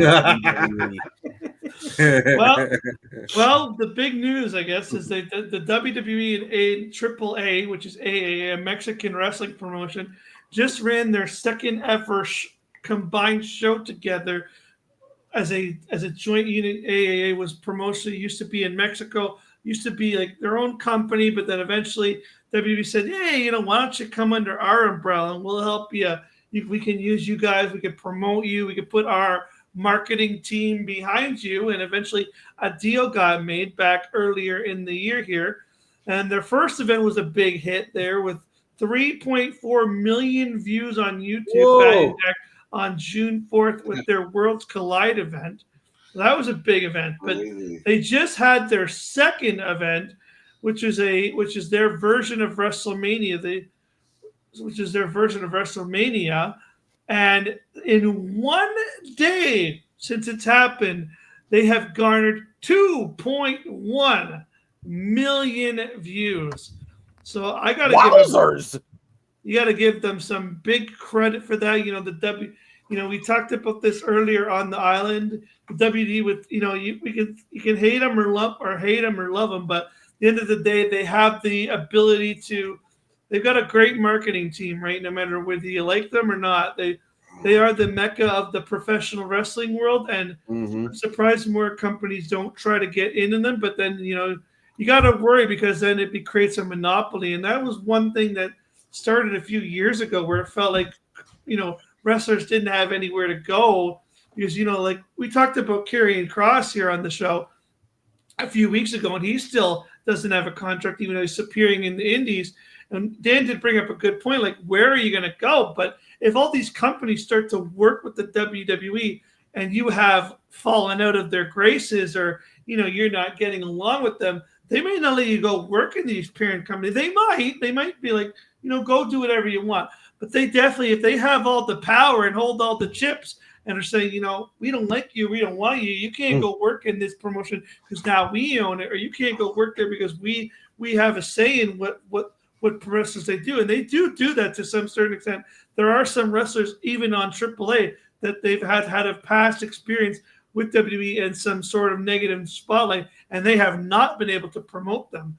So you start to wonder, is this becoming a thing? There's been even rumors that a company that they are having a working relationship in TNA, they have a working rush where they share rosters. Will they jump on because they're technically under the TKO umbrella, but they aren't owned by TKO? But if anyone puts in a serious bid, the rumor is that the WWE can jump in and go, yeah, okay, we'll just do that. Wow. This partnership, Lane, is it only for matches in Mexico, or is it also in North America? It's both. So what they're doing, there's actually a guy, and he's been big. His name's Mr. Iguana. He dresses up as an iguana and has a puppet iguana that he wrestles with. And they've been putting his merch. They put his merch on the WWE store, and it's sold out in 5 minutes. Holy cow! So it's just the thing that they can do. Like, they even make a joke in the video. There's when you play the video game and you're a pro, like you're trying to be a pro, and they go, you don't want to go work somewhere else because if you come to work here, we'll sell your merch in 3 minutes, unlike those other places. Like, they make jokes about it, but they really do know like their marketing. They know how to market the shirts. They know how to sell. They know how to get someone like a Mr. Iguana to show them that they've got 100 years of experience with Hulk Hogan and Macho Man and Andre the Giant and The Undertaker. So they definitely have a system, and you can see how it works here with them just being able to take a company that, a lot of people had eyes on. We knew with AAA, a lot of people knew, but not a lot of people watching the product or very informative of who the people are. Now everyone's like talking about Mr. Iguana and how great he is because the WWE puts a YouTube, they get a channel, they put the marketing behind them, and all of a sudden now they're rolling and now they're off to a successful business. And now, Lane, before we lost the late great Hulk Hogan, they were mentioning about a league that he was sort of behind. Was that sort of for amateur wrestlers, or what sort of league was he working on behind the scenes? I'm not really sure. It was kind of rumored that it was supposed to be like an American freestyle wrestling kind of thing. Like, it was supposed to be kind of like a more, not like a UFC, but it was rumored to be sort of a mixture. That's what I believe. They were trying to build like sort of a UFC, sort of a WWE, a little bit more aggressive. I could be wrong. This was, again, it never took off because unfortunately he passed away. But I believe it's going to be a little bit more of a blood sport, which Josh Barnett runs, it's still wrestling, but it's a little bit more violent and a little bit more. There's like a little bit more leeway in punching and everything.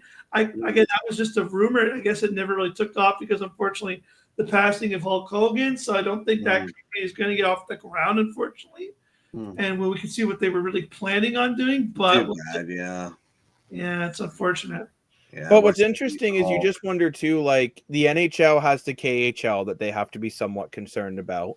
Right. Now the rumors turned out to be fake, but there was rumors that Russell Westbrook was going to go over to Europe to play basketball, to be one of the biggest, highest paid players in these European leagues. So maybe that's the issue with wrestlers, that it's basically either the WWE or they got to go work at Fortino's. Right. Like, there's not a lot of options, so it's tougher for these guys.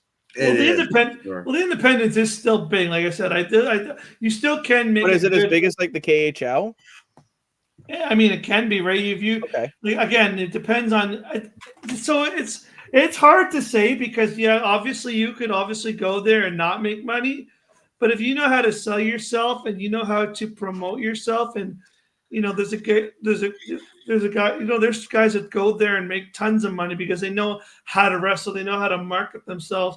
And a lot of that is from learning from guys in WWE. So it really depends on your personality of how you are. If you're a driven person you can definitely go there and definitely make good money, that you can make a successful career. There's a lot of people that have chosen that route that can do it. Is it easy? Absolutely not. Is it a grind? 1,000%. But can you do it? 100%. You can do it. There's ways to do it, and there's been people who have done it, like Cody Rhodes is again a guy who started out in WWE. He was released. He couldn't go in there because of his dad. And a lot of people know as Dustin Rhodes. He couldn't really follow in the footsteps of his dad at the time that he was released. He went to the Indies and he kind of made the pathway of how to, go out there and really sell yourself as an independent wrestler and, connect with the crowd on a level where they'll follow you to, this arena or that arena. You go to Japan, they'll follow you. If you go to Scotland in this event, they'll follow you.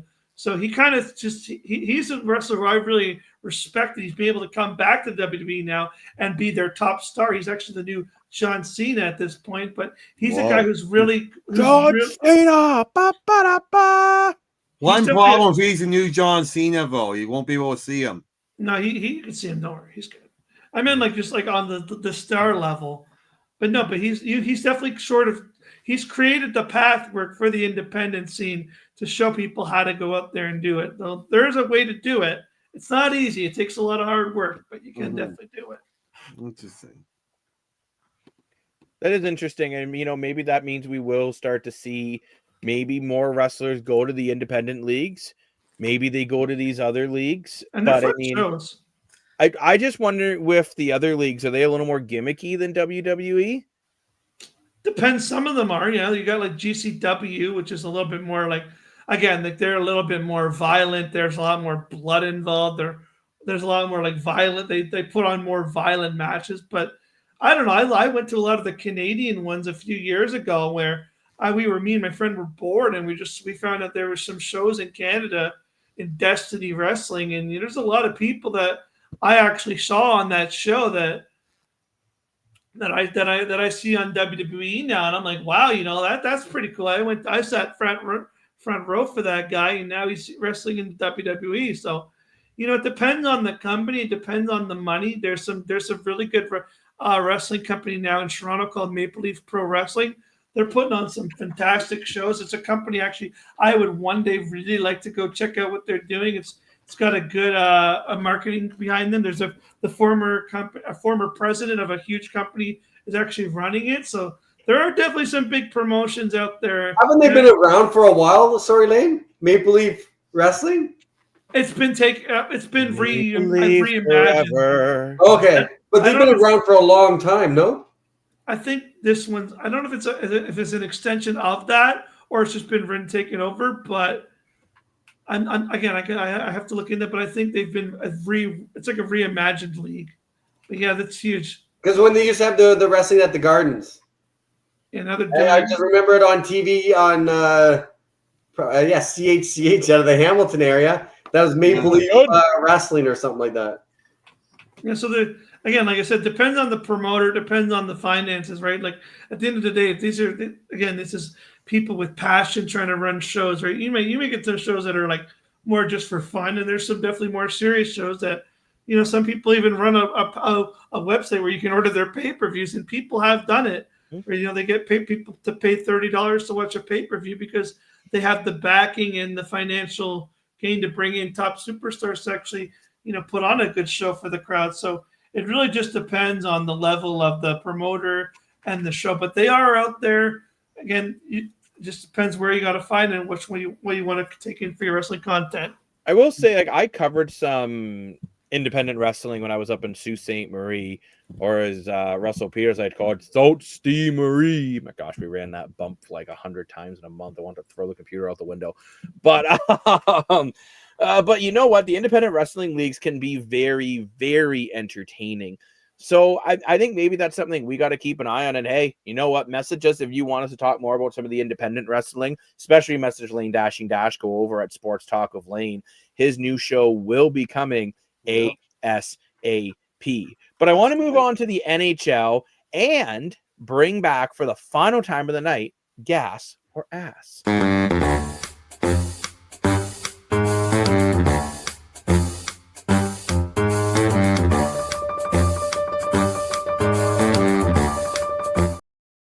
Nazem Kadri was disrespected by not being invited to the Hockey Canada for the Olympic training. Gas. Or ass. Nazem Kadri feels he was disrespected. Gas. Lane, why ass? I agree with Dan. This is so much gas that like I don't even need to go out to the reserve to get my gas tomorrow, because I think Nazem Kadri should definitely be at least being looked at for this team. There's just too many You're muted, Chazzy. Just so you know. Lane's just calling Chazzy out. No, I know you're Canada, and you're just I don't know. I think. No, you gas or ass, Chazzy? Oh, sorry. I said I'm with Lane ass. Oh, it just there's too many centers. No, there's too many centers. Like you can't have a team. There's too many players that are better than Kadri. I'm sorry. You're telling me Seth Jarvis is better than Nazem Kadri? You're out to I would put Nazem Kadri on the wing. I thought playing Seth Jarvis was ridiculous, and he looked ridiculous in the whole tournament. Look, Kadri's a special player. He's the type of guy you really want. Can you imagine? He'll get suspended. How he won't he won't play a guy internationally for a long time. Nazem Kadri finished with 67 points, 35 goals, 32 assists in Calgary. Basically was one of the only reasons why Calgary went on that run they did. And I look at a guy like Nazem Kadri, and can you imagine Nazem Kadri, Sam Bennett, and Brad Marchand as a line? Yeah. That would be unstoppable. The Tkachuk would be crying. Literally trying to handle that line. And let's be honest, Canada has to build themselves to try to beat the Americans. And look, when Tkachuk Sweden or Finland, but like it's basically Canada and US are the two teams that in the Olympics will be really pushing for gold. Like I think Sweden and Finland obviously have their shots as well. But I mean, so you're going to look and be like, what gave you the most problems? And it was the Tkachuk brothers. And what do you need to take on the Tkachuk brothers? You need people that can do the same thing as the Tkachuk brothers. And Brad Marchand, Nazem Kadri, and Sam Bennett would be a line that can do that, but can also score. You can also put on your power play. You can use them in the penalty kill. I agree. Nazem Kadri's stats last year were not that impressive. I disagree with you. I think they were very impressive. Let me finish to have a comparison to other Canadian players. However, if you look at Nazem Kadri's stats when he was with Colorado with a great superstar team like Nathan McKinnon and Cale Makar, who will be his teammates on Team Canada, he had a career year of 87 points, and then he looks more comparable to be on the team. So I totally agree that Nazem Kadri should be on the team. I'm not even saying he should make the team for sure, but I think he definitely should have been invited to the camp to figure out who you're going to bring. Yeah, 100%. I think he earned that chance, because I do think Nazem Kadri is at least a top 40 Canadian player. Yeah. And I'd be giving him a shot. I'm not saying I necessarily guaranteed bring him, but I think he should have been invited to the camp. Well, to look, I don't know how I have him in front of me, but I guarantee you Seth Jarvis's numbers are not that much better than Kadri, probably worse. I'm going to Google that right now. Yeah. I mean, Seth Jarvis is a decent player. I'm not even saying that. But so Seth Jarvis actually, you know what? Almost identical. 32 goals, 35 assists for 67 points. It's the exact same thing that Kadri did. But what Kadri does that he doesn't is that physicality. And that off-ice leadership. Nazem Kadri is one tough son of a gun. Jarvis is not a leader. I still think Nazem Kadri is a special player. I never think Toronto should have got rid of him. Yeah. But I'm interested that we're 50-50 down the middle on that. I would love to see what the Island family, what up fam, thinks about that. But I thought it was interesting the Detroit Red Wings added some more depth of defense, bringing in Travis Hamonic 1 year, $900,000, $1 million deal. I absolutely love this deal. I think this is a win-win deal. You're bringing in a solid defenseman with experience. Detroit is looking to get over that hump, and I think to get over that hump, you need a good veteran on the back end. And I think this is what Travis Hamonic does. He's not a superstar by any means, but he's a good defenseman, and at $1 million, he's played over 900 games. I absolutely love this. I could see the Red Wings being a bit of I really could see this team being a bit of a sleeper team. Especially now they added John Gibson too. I think they needed the goaltending and they got it. You got Gibson now. Yeah. Hamonic. This team is another. I feel like they're a team like Ottawa too, where they've got some good talent inside, or they've got Larkin. They've got some young talent too. That's still it's good. It's just waiting to break out. It just hasn't hit yet, but they have it there. Physically have it. It just hasn't happened yet. Mm-hmm. Actually, sorry. No, go ahead, Dan. I wanted to add a little something that wasn't on the script, but that's kind of a little interesting hockey tidbit here. I couldn't sleep last night, so I went through a rabbit hole on a Facebook post and got some interesting information. Josh Levo, I don't know if we all remember him. He was a Maple Leaf draft pick. Really good at Maurice. He's from Innis, little town outside of Barrie called Innisville. He's 6'1", 185 pounds, power forward.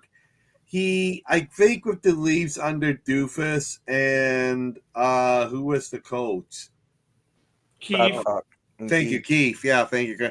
So unrememberable, I couldn't remember his name. And Keith, he never really made it that big in Maple Leafs. He had a couple stints here, 20, 30 games that okay. His best NHL stint was in Vancouver. He got 10 goals, 8 assists, 60, 70 games, a little bit in Calgary here, blah, blah, blah. Anyway, he's now in his late 20s at this point. He goes to the KHL. And he's played the KHL 2 years, but last year, that big shot really improved. And he got 42 goals in 69 games in the KHL. Now, last year, for whatever reason, the team in the KHL, 49 goals. I don't know if he let him go or he didn't resign, but he didn't come back to the team in the KHL from last week. So rumors were speculating that Toronto might actually bring Josh Levo back, with Toronto needing more depth scoring and needing to find big pieces to cheap and big points to replace Mitch Marner and all that. Well, he was such a dominant player in the KHL and for that team, he just got snapped up again very quick from another KHL team. So I was just thinking about this because Lane was talking about with wrestling and how there's different leagues and different players and what to do and how you can work hard and make your way in wrestling without going WWE. Josh Lee was a prime example in hockey, a Canadian hockey player getting 40 goals and booming in the KHL of Russia. Yeah, and because Josh Levo, his contract was terminated by him, but then he signed with the Tarktor Chibinskalinki. I am so sorry that I butchered that 100 times, but I'm not much of a Russian. But yeah, Josh Levo did find another home in the KHL, and he seems to really be enjoying it. Yeah, he did re-sign the KHL, but to a new team. Brand new to him. I honestly a little disappointed. I would have liked to see him as a Maple Leaf because without Mitch Marner being there, you got an empty spot in the top 6. And we're all saying Nick Robinson now, and we're all saying Marcel. A lot of you guys are saying Marcel. But I look at how good Matthew Knives is as a big forward in the top 6, or even Bobby McMahon's been playing better as a big forward. I would love to see Josh Levo, a big forward, getting top 6 minutes with Matthews and Knives to see if he could get. I'm not saying he'll get 40 goals in the NHL, but I would love to see got 15 or 20.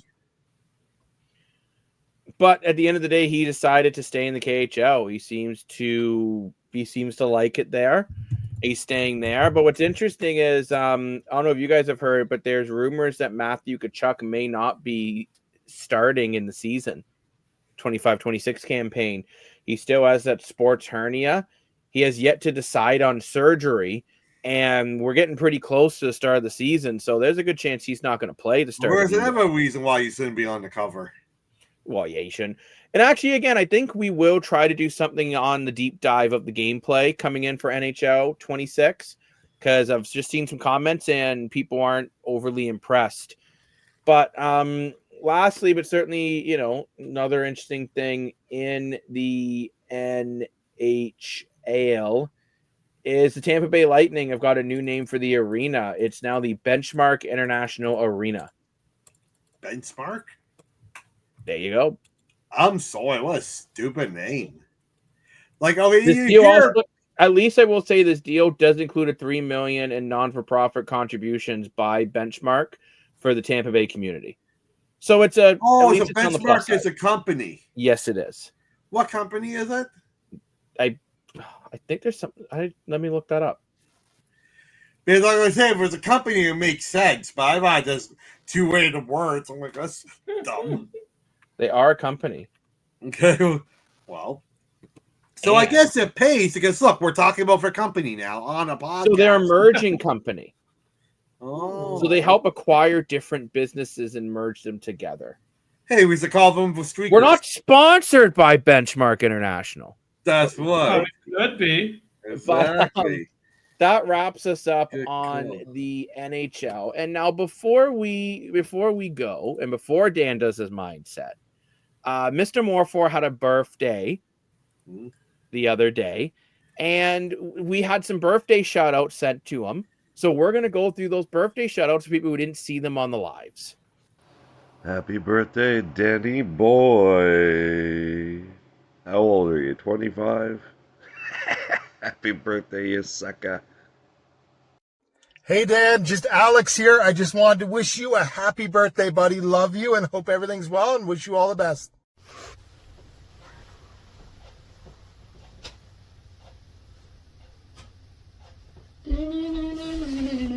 Just take those old Streakers records off the shelf. I'm gonna listen to them by myself. Them others podcasters ain't got the same soul. I like that old timer Dan Morfor. Happy birthday, Dan. Enjoy a great day of football. Doubleheader for you there, buddy. And remember, don't eat the microphone even if Jacob puts icing on it later. Love you, buddy. Happy birthday, bro. Wishing you a great and successful upcoming year. You're gonna knock it out of the park. Get it done. Hey, Dan, what's going on, buddy? It's your boy, Dashing Lane Dashko. I just wanted to wish you a happy birthday, brother. Ever since I met you that day when you invited me to the Jays game, after being on the island, I had never met you. You invited me to the Jays game with my girlfriend. You're a classy guy. You bring me Gaviscon at night. You help me when other people. You're a great dude. Keep being you. Don't care what anyone says. You're the man. You're a great guy. You got a great soul. You got a great attitude, a great person. I'm so glad I got to meet you. You're the man, Don. More for your money. 98 wins. The Jays better get it for you. Love you, bud. See you soon on the island. Happy birthday, brother. Hey, just stopping in here to give you a big, big birthday wish, my dear brother, man.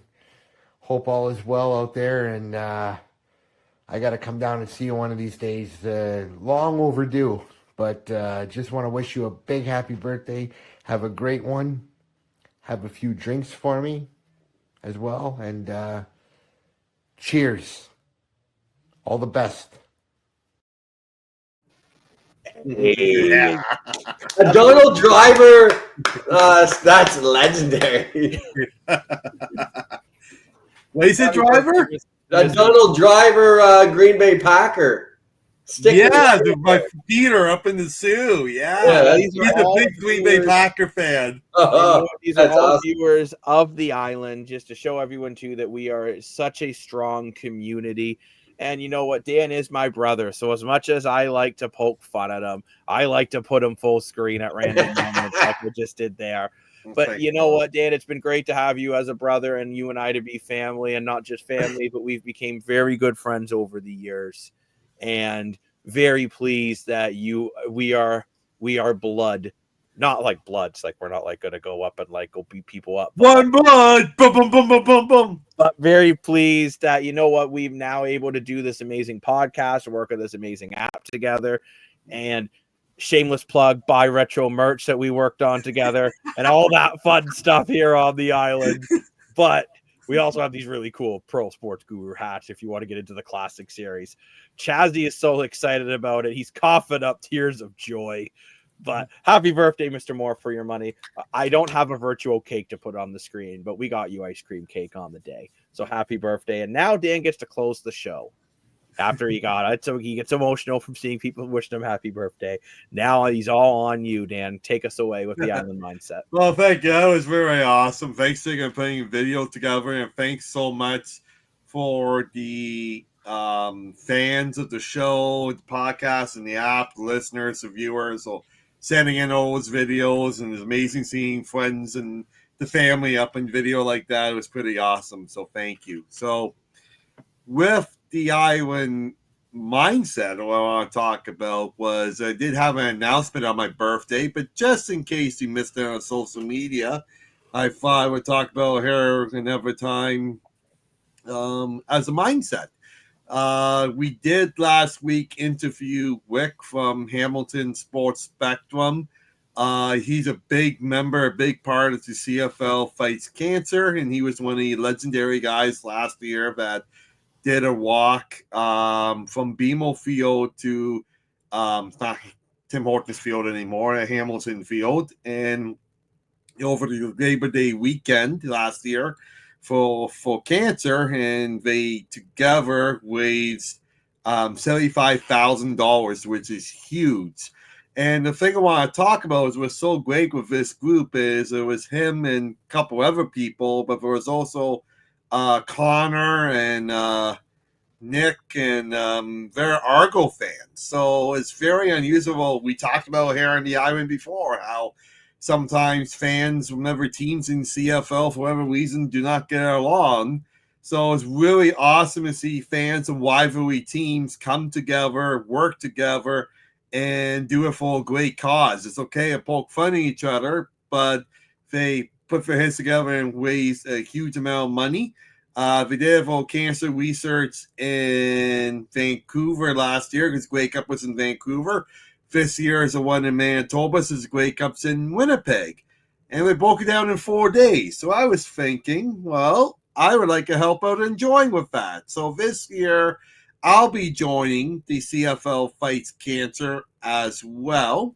We're trying to raise $100,000, and I'll be the first person with cerebral palsy to attempt this walk. So hopefully I can attempt the whole thing. I've been training. I started today training. I walked 6 kilometers today, and I will be giving out daily updates on the Streakers Gaming social media about how the training is going and that kind of thing. And we'll be setting it up on the Streakers app so you can predict and play along with us in the weekend of walking and in the training aspects of walking too.